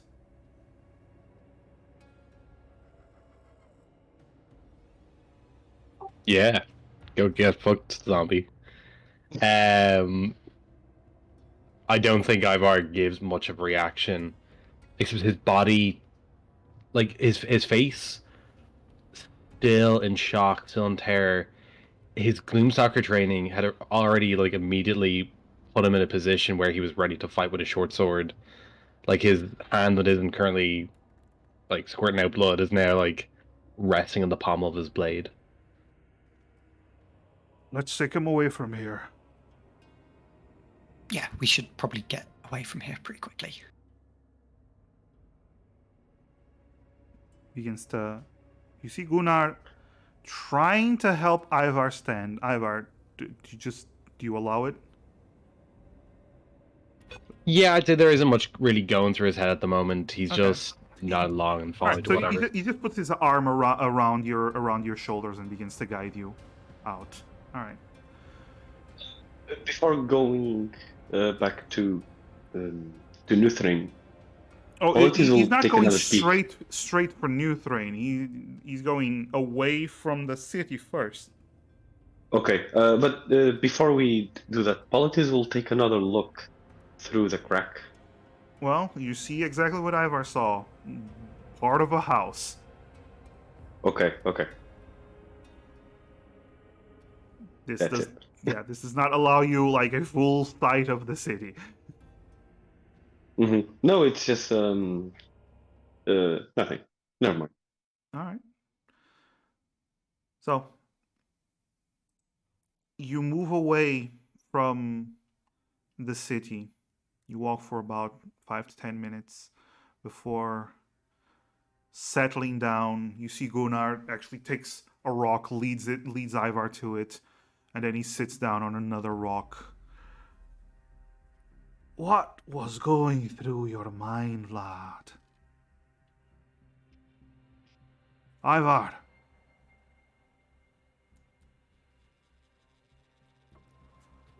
Ivar just kind of shakes his head. He's trying to come to grips as to what he saw. I have felt betrayed. And I feel like you and everyone have led to the death of the people closest to me.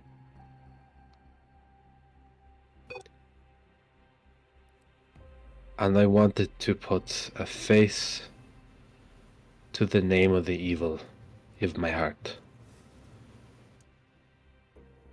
You said the zombie known as the Thunderlord, he's out there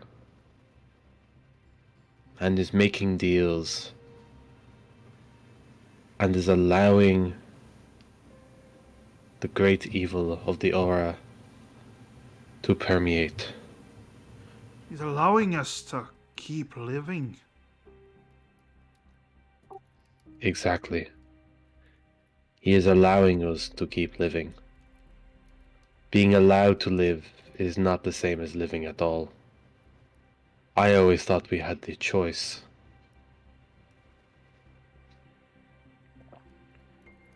Gunnar.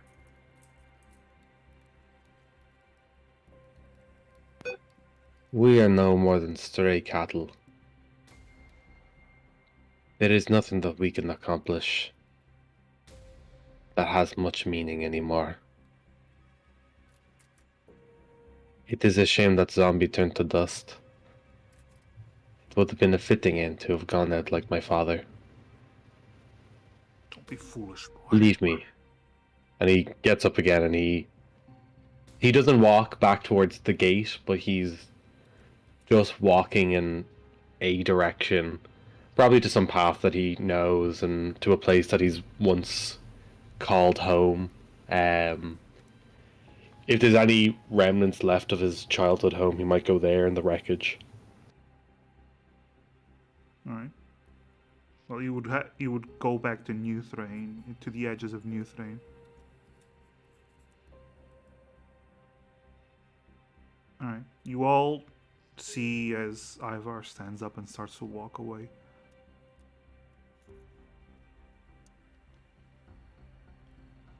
Gunnar does not follow. He just shakes his head.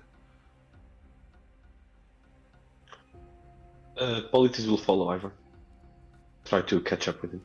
Okay. What about the rest of you?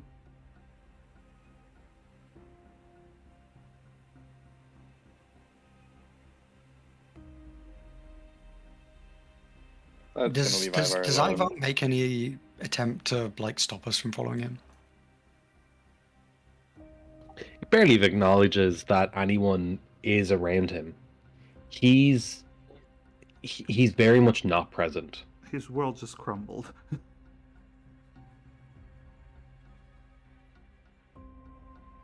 He just thought he was a half-orc named Steve, not 43 minutes ago. Of course. Thank you, What? Dusk. Thank you for being Dusk. My wife! My wife had a kid. My God. Gala will follow. She kind of looks to the chief first, and it's just like, we'll be back. I want to make sure he doesn't do that again. Bo, you looks up, but I'm gonna be considering if our welcome to all of you will remain in place. You've done a lot of good for us. We thank you for the mines that you freed for us and for saving the Gloomstalkers. But you've also caused and led to a lot of trouble.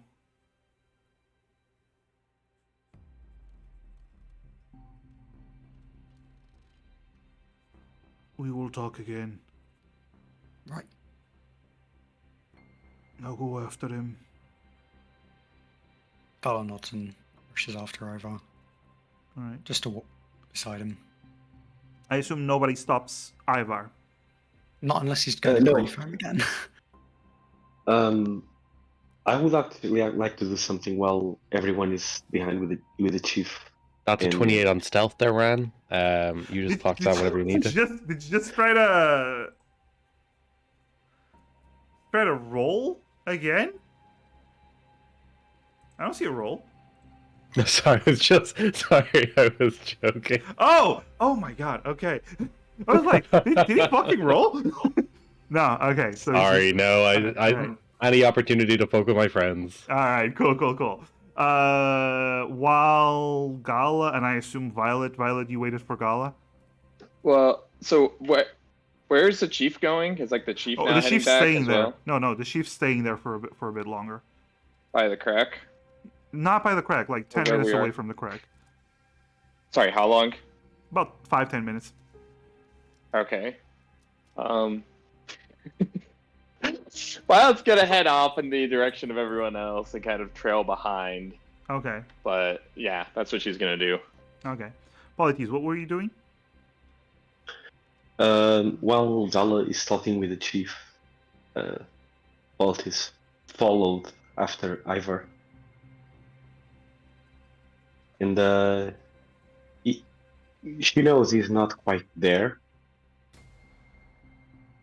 but she will whisper to his ear, Ivor, it is exactly when your world and your truth has crumbled that you need to cling to revenge the hardest. It will come. Just be patient. Wait and wait until everyone forgets that you're waiting. And then you'll have it.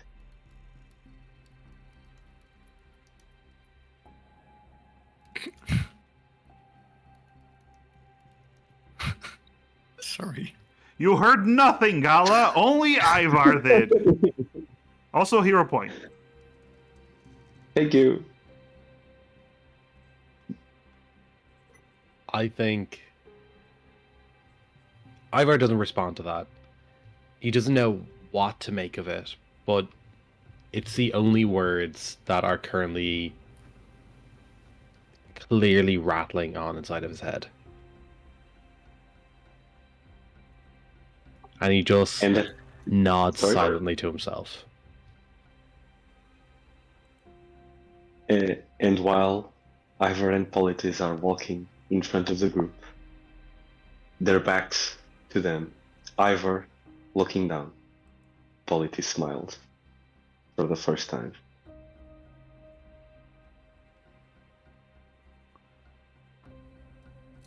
Rafi makes a good point. If you're giving villain points, are they going to Polites now? Hey, come on, I'm not a villain.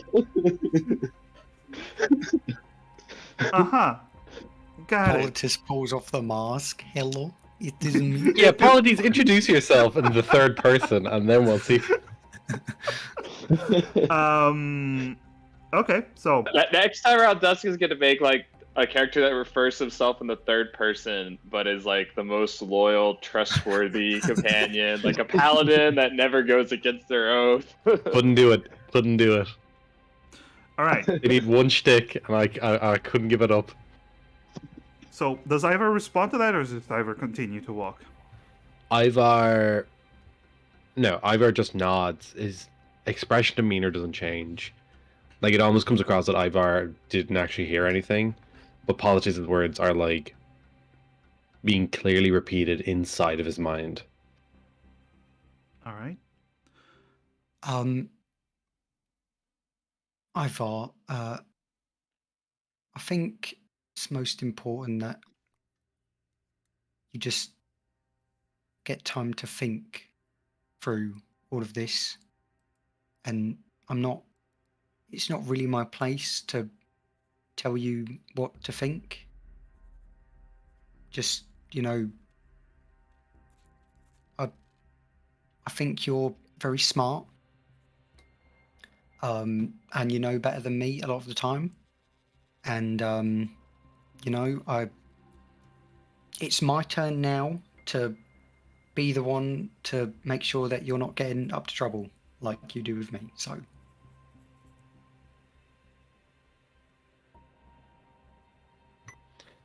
Ivar just again nods his head. No real indication that he actually heard anything until at last he reaches like a dilapidated, destroyed home. The roof long collapsed. Most of the walls are kind of like weathered away. It isn't clear if it was some sort of like activity of the island that destroyed this, or if it was a creature, or if it was just kind of poor foundations. But from what few memories that Ivar has left after like the grief home effect hit him, he just remembered his parents leaving him outside the door, and then when he turns around, his home was destroyed. And he reaches for a door that's half broken to the height of a dwarf and a deep gnome, and he just enters and closes it behind him on the two. And they can very clearly see through a broken rock that he's walking through it as if the hallways and the rooms are still there. before eventually he makes it to a very small, destroyed room. And he just kind of curls up and goes to sleep. Or as much sleep as he can possibly muster. All right. It is at this moment, Gala and Polites, when you finish following Ivar and see what he does, and see that he's settled down, that you both realize that both Violet and Sherry are not with you. Secret stealth rolls again. Pew pew pew pew pew. I think that's okay for Politis and Gala to have that, cinematic. They just look at each other and back at front again. All right. Carla's just like, what is with our friends and just disappearing? Nobody communicates with anybody. God damn it. Violet. You were headed for the wall, weren't you? Yep. All right. Are you fucking kidding me? As you reach the wall, This is just like you have two cats and they're both trying to eat the dog's food, and then you grab one, put him on the other side, and the other one's immediately at the dog. God damn it.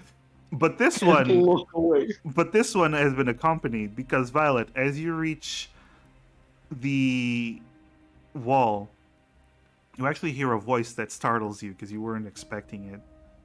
As you hear Sherry go, "What are you doing?" You turn around and you see Sherry. Violet's not actually carrying that. Violet's actually carrying that Cherish following her. She only noticed now because Sherry is a stealthy motherfucker. Yeah. She rolled an 18 plus whatever bonuses she has. Yeah. She'll probably roll like a 30 because she's ridiculous. But yeah, she just asked you, "What are you doing? Where are you Nothing going?" drastic. Yeah, last time you broke off from us, you went to talk to a demon about bringing back Violet, Azure. So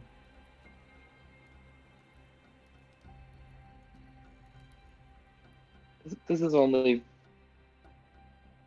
somewhat similar. Wow, so we're at the crack, right?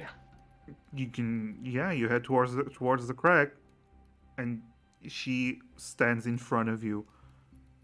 Stop. Enters the crack. No, I'm just kidding. Violet is going Push to. this child out of the way. Violet's Kick gonna the cast baby. a spell. Okay. Oh, cast a spell? What spell? Yeah, she is. Oh, let me make sure I'm not doing a private roll. She's gonna cast the spell Sherry Murderizer. Power word kill. I'm gonna. He's gonna cast. Summon undead. You're gonna summon undead? Alright. Yep. Did you just say testicular torsion, Spyro? I didn't say that first part. I didn't know how acceptable it was. Sherry! Wouldn't work on... That would really work on anyone but Ivar in this party. Yeah. Yeah, alright. Ivar screams in pain. Somewhere, someone is dying in pain. Wow. Okay. Fuck me. Alright. So you cast Summon Undead. You see immediately Sherry jumps and hides behind you, Violet. What are you doing? What we talked about earlier. I need to know. And Violet is summoning a ghost. Ooh. All right, you summon a ghost. As you cast your spell, magical runes begin to appear on the ground, and this energy begins to flow from various directions and coalescing into this vaguely humanoid form with no legs. Humanoid? What's a humanoid? dwarfish form with no legs floating in front of you, just staring blankly. I want you to go to the other side of this wall, and I want you to do some scouting. I want you to try and take in as much of the surrounding areas as you can, and then report back to me so I can ask you questions about it. You do know he can't really communicate, right? Well, he can not. He understands, so he can like nod or shake his head, right? Sure. He also has four intelligence, so That's we'll see fine. how well that works. First of all, good news. You see the ghost immediately goes flying towards the city. Roll a wisdom saving throw with advantage for the ghost. For the ghost. Oh God. Oh yeah. Oh. You should see in your player. Yeah, I summons. see it. I just gotta find the. There we go. I think it's the same for all It's of them. the But... ghostly goose. All right. Is that automatically? Oh, well, that was automatically. That is not good. You see as the ghost. You literally see this. You see the ghost begin to fly into the city, and as it reaches the edge of the city, it stops. And stays there.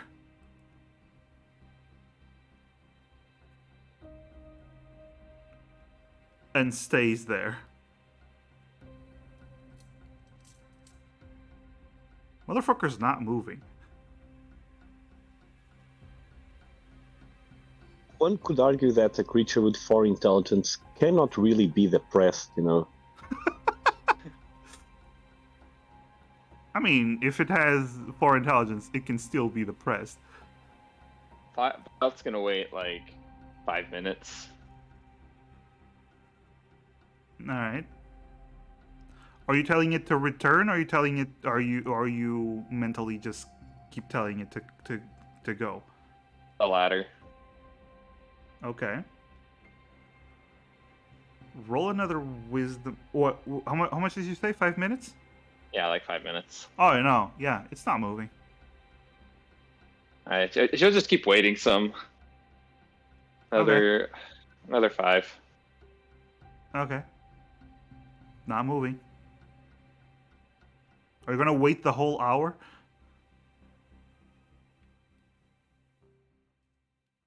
She's gonna after like 10 minutes or so is gonna release the concentration. Okay. The ghost just. You just hear in your head, probably a whisper, probably it's just in your head. Ah, sweet release.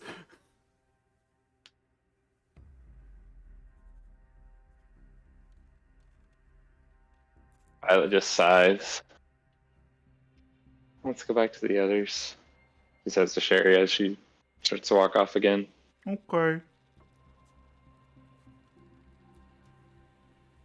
I really thought you were going to do something stupid.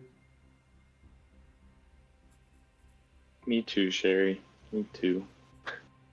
Pat. Alright, so you return, and I assume Gala and Polites went back to the wall already knowing what the fuck Violet was gonna do. Yeah. Yeah. You actually meet Violet and Sherry halfway through. When we meet them, Politis will take out one of the potions and just jiggle it in front of them. One of the potions that we crafted specifically to go inside the city of suppression. Oh, we didn't go inside, Sherry says. Gala's just got a very, disapproving look. Sherry immediately, I was following Violet! The disapproving look moves towards Violet. I wanted to see what Ivar saw, but it seems that my undead isn't immune to the effects at all. It also seemed to frozen, kind of like Ivar was when we found him. That is an issue, but you could have told us that's what you were planning. She just shrugs. The chieftain might have listened, and I don't think we're exactly his favorite people. He's not exactly my favorite person either right now. Yeah, I agree. He's a bit not exactly making the right decisions. What was that? It's just like, He was invisible too, and he was stealthing the whole time. Aha! Glow sucker, motherfucker! Shit, Right. is he a glue stalker? No. Is he like a retired boom stalker? No, he's not.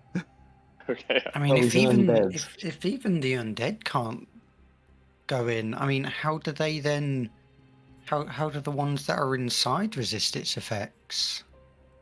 Maybe the ones that are mindless are the ones that succumb Olaf to the told effects, us- and those that can resist or have resisted are the ones that retain their sanity. Olaf told us they don't.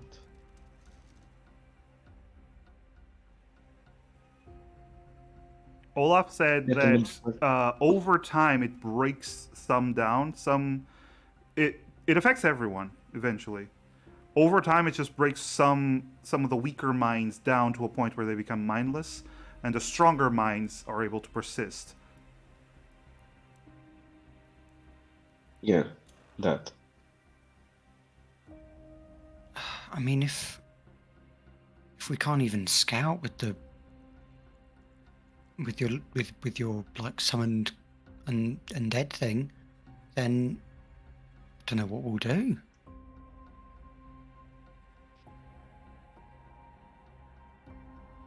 If we Seems. could get ourselves a map of Griefholm, How would we get a map? I don't know, maybe Ivar does. Others are not in a condition to do much at the moment. Yeah, at the moment. All right, I mean, maybe he'll change his mind. I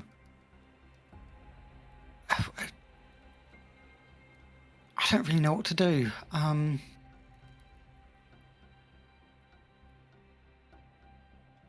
Kind of feels like, I mean, the problem is, right, like, even if we do figure out, a way into the city, like, if it's just going to do that, then what do we do?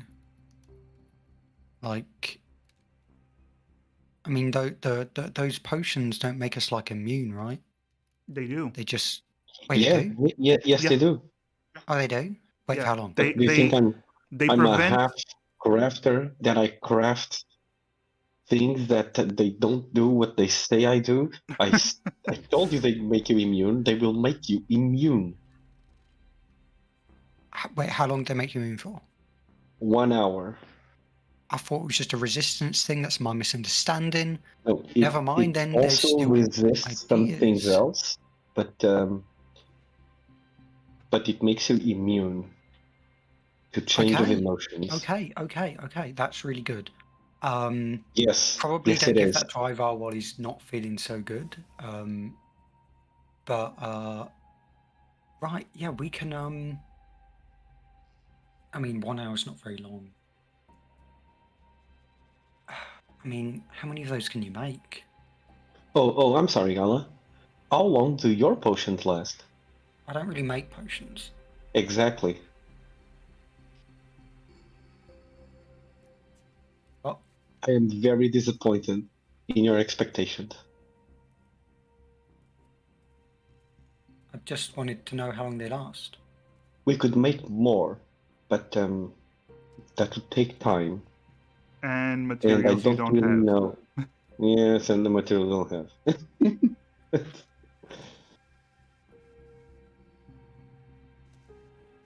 Right.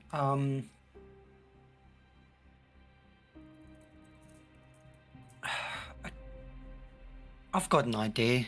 Let's go to bed. I still hurt from fighting Hellion, and Ivar's going through it right now. So let's sleep on it. Yeah, that's a good idea. All right, sounds like a plan. Mm-hmm. All right. Question. Polities, you usually stay with Ivar? Or are you staying with the others this time? Or No, she will go to the place she usually stays. okay, so she goes to the place she usually stays at. All right. So you go back to town. You go to your homes to settle down and rest because you're quite hurt. Ivar, do you just stay in your childhood home for the long rest? I think, yeah, he's gonna stay there for the long rest, and then when he gets up, he isn't gonna do much. He's probably gonna take some time to pray to the Shaper, to look for some form of guidance or an answer as to what he should be doing. Because as far as he's aware, the undead threat isn't actually a threat. As much as it is just a kind of like concern. His father figure or surrogate father figure is either has everything under control and just doesn't trust him, or he just feels the rest of his life has just been a lie up until now. Like, he won't attack Gunnar, even though he knows Gunnar's silence is what led to his parents' death. But he also doesn't know why he's going to avenge his parents if Arson, the evil he's always felt, isn't even there. You know? So he's just looking for spiritual guidance. His world But he has been still shattered, looks. yes. He probably looked worse than he did before he went to sleep, though. All right. Does he meet up with the others, or after praying, or No, he doesn't hide himself, but he doesn't go looking for anyone. okay? Like, if anyone finds him, he'll accompany wordlessly, but just he's focused on his own thing. Okay. But everyone does get a long rest because nobody's interrupting your sleep. All right, perfect. Get Do I need to roll anything for the long rest? roll anything for the long rest? What do you mean? Since I have the armor on. Oh, Polities totally isn't cursed. Yeah, nope. Polities, because you have the armor on, you only get 1/4 of your hit die. Okay. So Do I regain my full HP yeah. and my abilities? Everything works out normally. The problem is you only gain 1/4 of your hit die. So you're level 7, I think, all of you, right? We are. All right. Yes. So you only gain 1 hit die back. Let me see where I changed that. Just do a long rest, and I'll do the rest. No, I got it.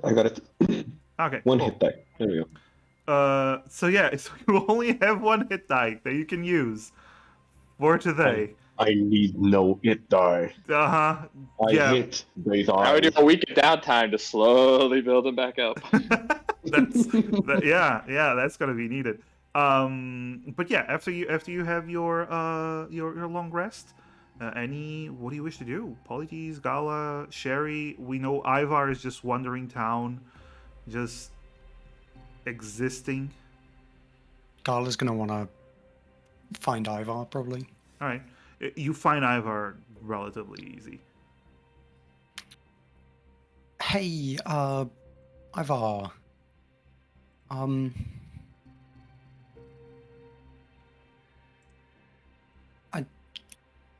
I hope you don't mind me asking this, because it seems like the experience was unpleasant. But what did you experience when you went into the aura? Ivar, yeah, he kind of shakes his head and does his best to kind of articulate how every happy moment of his life disappeared, how memories of victory and conquest disappeared, parts of himself that he didn't realize he needed are gone, and that somehow his mind and memories blended with those of something completely different. I take it that like orcs aren't natural to the underneath. Oh no, definitely not. Although you would know this because of your just passively. You do know that Harson was a half orc with half his, according to the myth, half his face was a skeleton, was skeletal in nature. But what you saw was a mask Crazy. rather than an actual skeletal face. That's wild. Yeah, that's. I'd almost say that's a coincidence, but that's no, couldn't be. Couldn't be. He describes that, and he winces at the thought that it could have been Harson's memory flooding into his. I'm in the aura of grief. It may be some remain that Harson left behind. Possibly his own feelings of grief, overwhelming all, growing with the years and ages gone by. Wait, then you. So Didn't y'all say you. the aura of grief didn't come up until Harson left? That's what we were told. He could have been left there as he left and just only grew to a point of being noticed. It is impossible to say.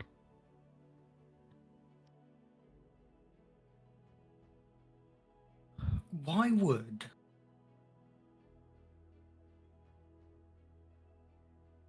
Darla will look towards Violet, who just spoke, so I assume she's here as well. I assume everyone followed, and you're just Okay. yeah. It's easier. Now, why would the memories of Harsin be leaking into people entering that place? Were they memories of Harson or memories of Harson? Well, you just described them, Ivar. It was What you type were of looking like it was like your own face was that orc with a half orc, and the other half was a mask. Right. That was a memory that was your own face, Ivar? It felt like it was my own.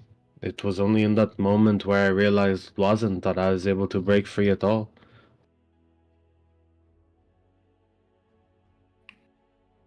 Is this related to some kind of miracle of your own homelands? It might be related to why we came here.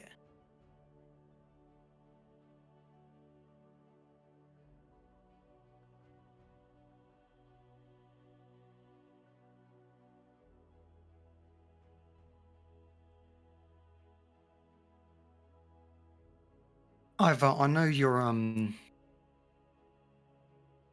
thinking things through right now, and I'm not going to lead you to any one decision, but it's my belief that this lack of information from the village, this withheld information, not only could have prevented the rather unfortunate events occurring with a certain demon, but also it seems that there's some personal things with you that it has caused issues with. I think we need to know what's going on. And Well, we have potions that allow us to enter for an hour. We have people like you and Violet and Sherry, and not as much me, but sort of me. I'm sort of good at it. Who, you know, could enter without causing a huge amount of individuals to notice us, probably. Let's ignore the clank of polyteeth in the background. I don't know what we'll do about her. But listen, if what is possibly causing the aura of grief is what I think it is, and I mean, Violet, I don't know if you've clocked on Sherry as well. Sherry's looking confused. Violet is kind of just like doing sort of like a sideways glances towards, the Gloomstalker who talks about how much he hates the undead and Harson, and who's made it his entire life mission to get revenge. Sort of like, kind of like just back and forth viewing, kind of like a ixnay on the arson, hey. Without actually saying anything. I don't think it really phases Ivar much. He's very much got this kind of like aura of giving up. Like you're telling him all this, and he really doesn't give any kind of indication that he cares either way. And he's just kind of looking down at the ground, and he just kind of like nods whenever there's kind of like a pause to nod, and makes like the barest grunts that he can manage. And that's about as much as you're really getting out of him. Like him going to make that announcement to confront the Thunderlord, or one of the members of the Thunderlords, only to find him like completely stuck in his tracks, and like entirely upended, and his entire like what little happiness that he really had going for him, or what major happiness that he really had going for him that he didn't realize just entirely removed. This has kind of destroyed him. He doesn't know what to do. He doesn't really care. There doesn't seem to be any reason for any of his prior reasonings. Do you know what I mean? So like, I think he'll follow you, but only because you're telling him to, or that he's perceiving you asking as him being like told to do something. He doesn't actually have any seeming desire to do it, if that makes sense.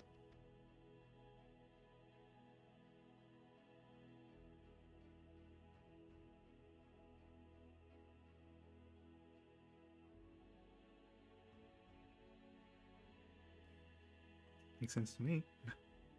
I don't know about the rest. Yeah, Gal is just kind of very unsure how to tread around Ivar at the moment.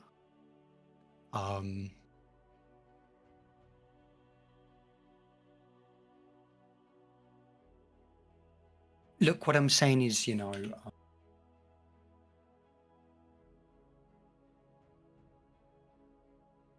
gonna make some tea. right.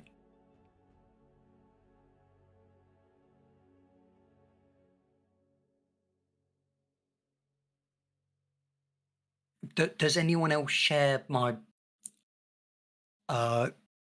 thoughts on potentially, some sort of reconnaissance mission using the potions inside, potentially with the goal, if possible, if we can get there in time, we'd need a good route, of maybe even stopping what's causing the aura. We have 6 potions. and there are 5 of us. So we would have the opportunity for one of us to go in alone. But that too is dangerous. Indeed.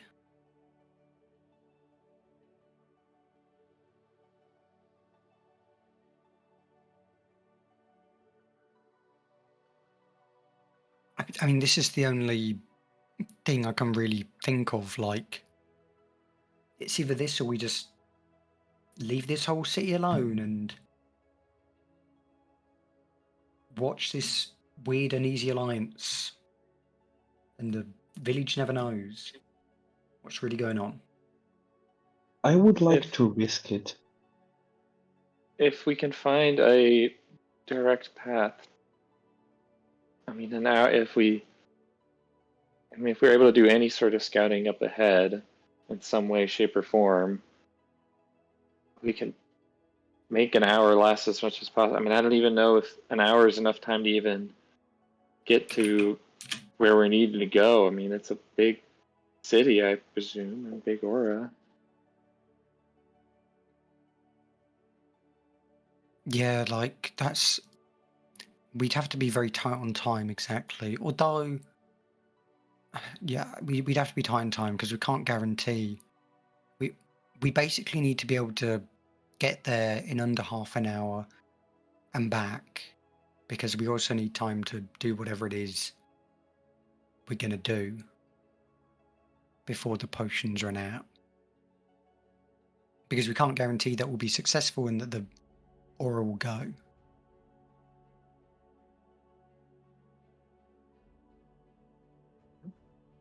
I mean, we need to succeed. I mean, is it really? I mean, kind of seems like to me like when we're ready to try and strike, it's a sort of a one-way trip, or else, like you said, it's just at that point, why even bother? Well, because having a way out, even if we don't ensure our objective, means that we'll live to, see another day, which I'm a fan of, personally. If we have another, I mean, what's the point then? If we feel like we give ourselves just 30 minutes to try and fix things and then head back, then at that point, if we couldn't get things done in 30 minutes, we would just leave. So why bother going to begin with? Well, because it's better than not going at all. I think if we're going in with the intention of stopping it, we need to understand the risks and that it's not we have to use the most of our resources. And if we need to do some reconnaissance first, or have someone I mean, the problem with reconnaissance is getting in. Like, I mean, theoretically, like, if we could somehow see inside somehow without,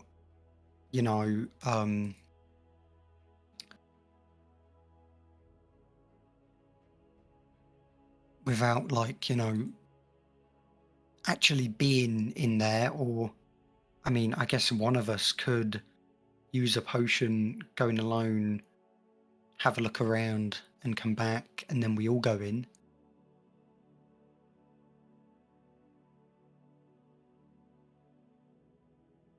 But it's difficult after seeing the effects of that aura. If that can do that to Ivar so quickly,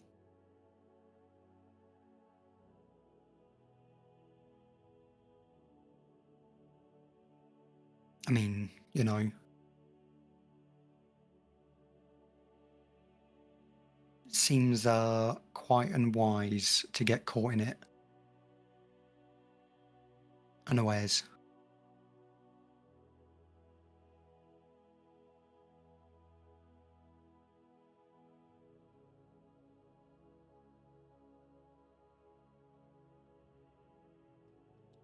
Apologies, has tea ready.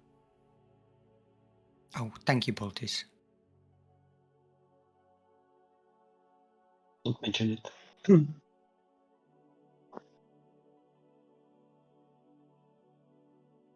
The only other option is if we tried to communicate with them, but if they really are so ready to attack, then, you know, Well, that's quite a bad idea.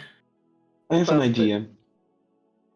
Yes, Politis. The village, Gunnar is most likely going to expel us from the village. Yeah, I agree. I don't think we have 100%. too long. What if we anticipate him and we tell him we will leave without a fuss if he establishes contact with the Thunderlords for I don't us? think he'll agree. He'll just kick us out. We can threaten him. We know about this deal. No one would believe us.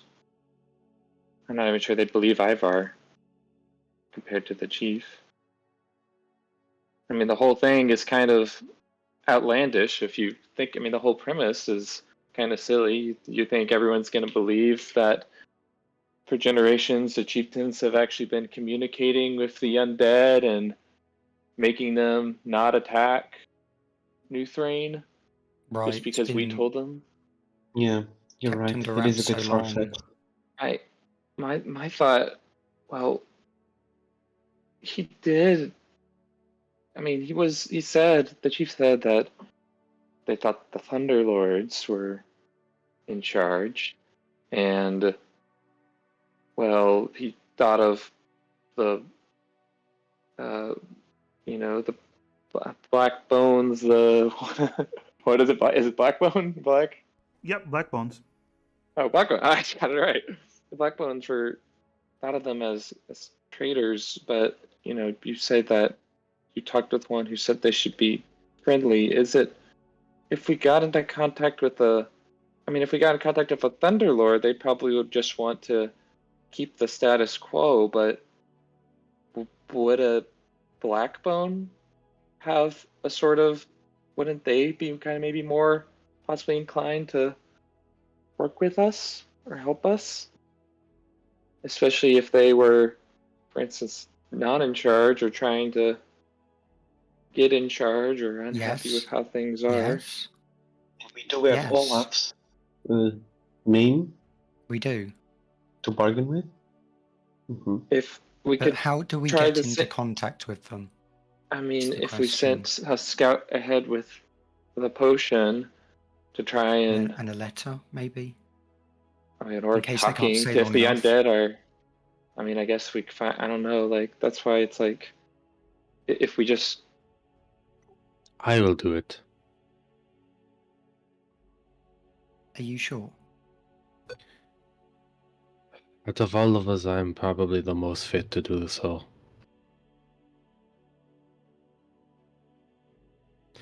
And if I perish there, then at the very least I can say that I perished fighting for the cause of people that I respect. I will not permit you, Ivar, to go on a death mission. You're coming back. There is no if you perish. Only by the Shaper's will. If it is written in my saga that I die a scout, I die a scout. That is the fate of most Gloomstalkers. You're writing your own saga. No one else is writing it. He kind of smiles a little at that. More so the absurdity of just how blatantly wrong you are about his religion. He's like that. It's like, that's 100% not how that works. You're out of line, but that was sweet. But you're out of line. Gala is very confident about her and completely oblivious to her lack of understanding.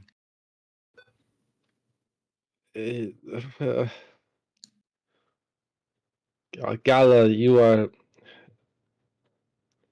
Sure. Fine, whatever. I'll write my own saga and just be a god. That is how it's done. Look at me. I am Ivar the God. All right. I like the sound of that. Oh, no. You just got High shot. intelligence, low wisdom, maybe. You wish to die. For what exactly? I'm not going to die. But Listen, I am the best Gloomstalker Nutrain has had in a very, very long time. Casual bragging here. Gala, I will. Sounds like someone's already writing their own saga. That's out of character. That's out of character. That's No, out of it isn't. character. Shut up. Just use it. No, you don't write. He just starts making noises like a vibrating phone. He's like, Don't tell them you're there's vegan. Don't tell them you're vegan. there's a message in the corner of everyone's vision that just says Ivar will remember this.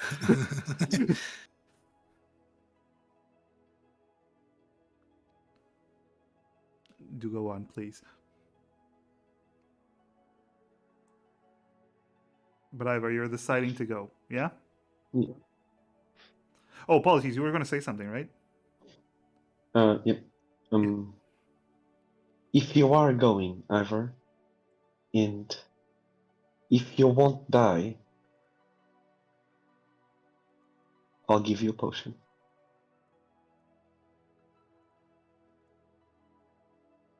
Apologies. I am Ivar Steady Hands. I can never die. And that's where we're going to Yeah. end tonight's session, because that's a good line. Shut up. Yeah, that's really good. That's a good line. As Yeah, I that love that happens, we line. cut to black. This was an interesting session, everyone. Just this session went places. Oh my god. God damn. I'm You are a not sure what you guys robot. think about. This is just a perfectly normal session. Nothing very strange happened. Oh yeah, nothing weird. Nothing weird. Hell yeah. Yeah, happy 2024, everyone. Happy 2024. Yeah, because you weren't here in that last session. Right. I wasn't here last session, so I came in Yeah. and I got my shit wrecked. You did that. You Ivar's took had some it rough. emotional. Yeah, you took some emotional damage right there. Yeah. Anyways, I gotta bounce, guys. So Yeah. Go. I'm just gonna find thanks someone to everyone for raid watching. real And quick. for giving us 0 points you never got to use. Bye. Yeah. Bye. Who am I gonna raid? Gonna raid people. Who are people? Who are people doing what? People doing what? Raid a streamer. Raid. I know, controversial. Shut up. Shut up. What are people? You know what? I'm gonna these people. Marathon Day 1 Season 1 Episode 1 to 3. It's a marathon. These people are doing a D&D marathon, apparently. So let's go with that. I don't know what they're doing, but they look cool. So Nice. yeah, let's all have some fun at their stream. Be sure to give them a follow, and be sure to give a follow to everyone in this wonderful party of ours, especially Oshio and And be Sev, sure to the give a follow streamers. to Massive. Yeah, I'm okay. A cool DM. Thank you for hosting, Massive, as always. Aw, I just love having fun with my friends. But thank you so Me much. too. Next week we will have more D&D and more tragedy and possibly good things too. I don't know. We'll see. Goodbye, everyone. Bye. Bye, everyone. Bye, everyone.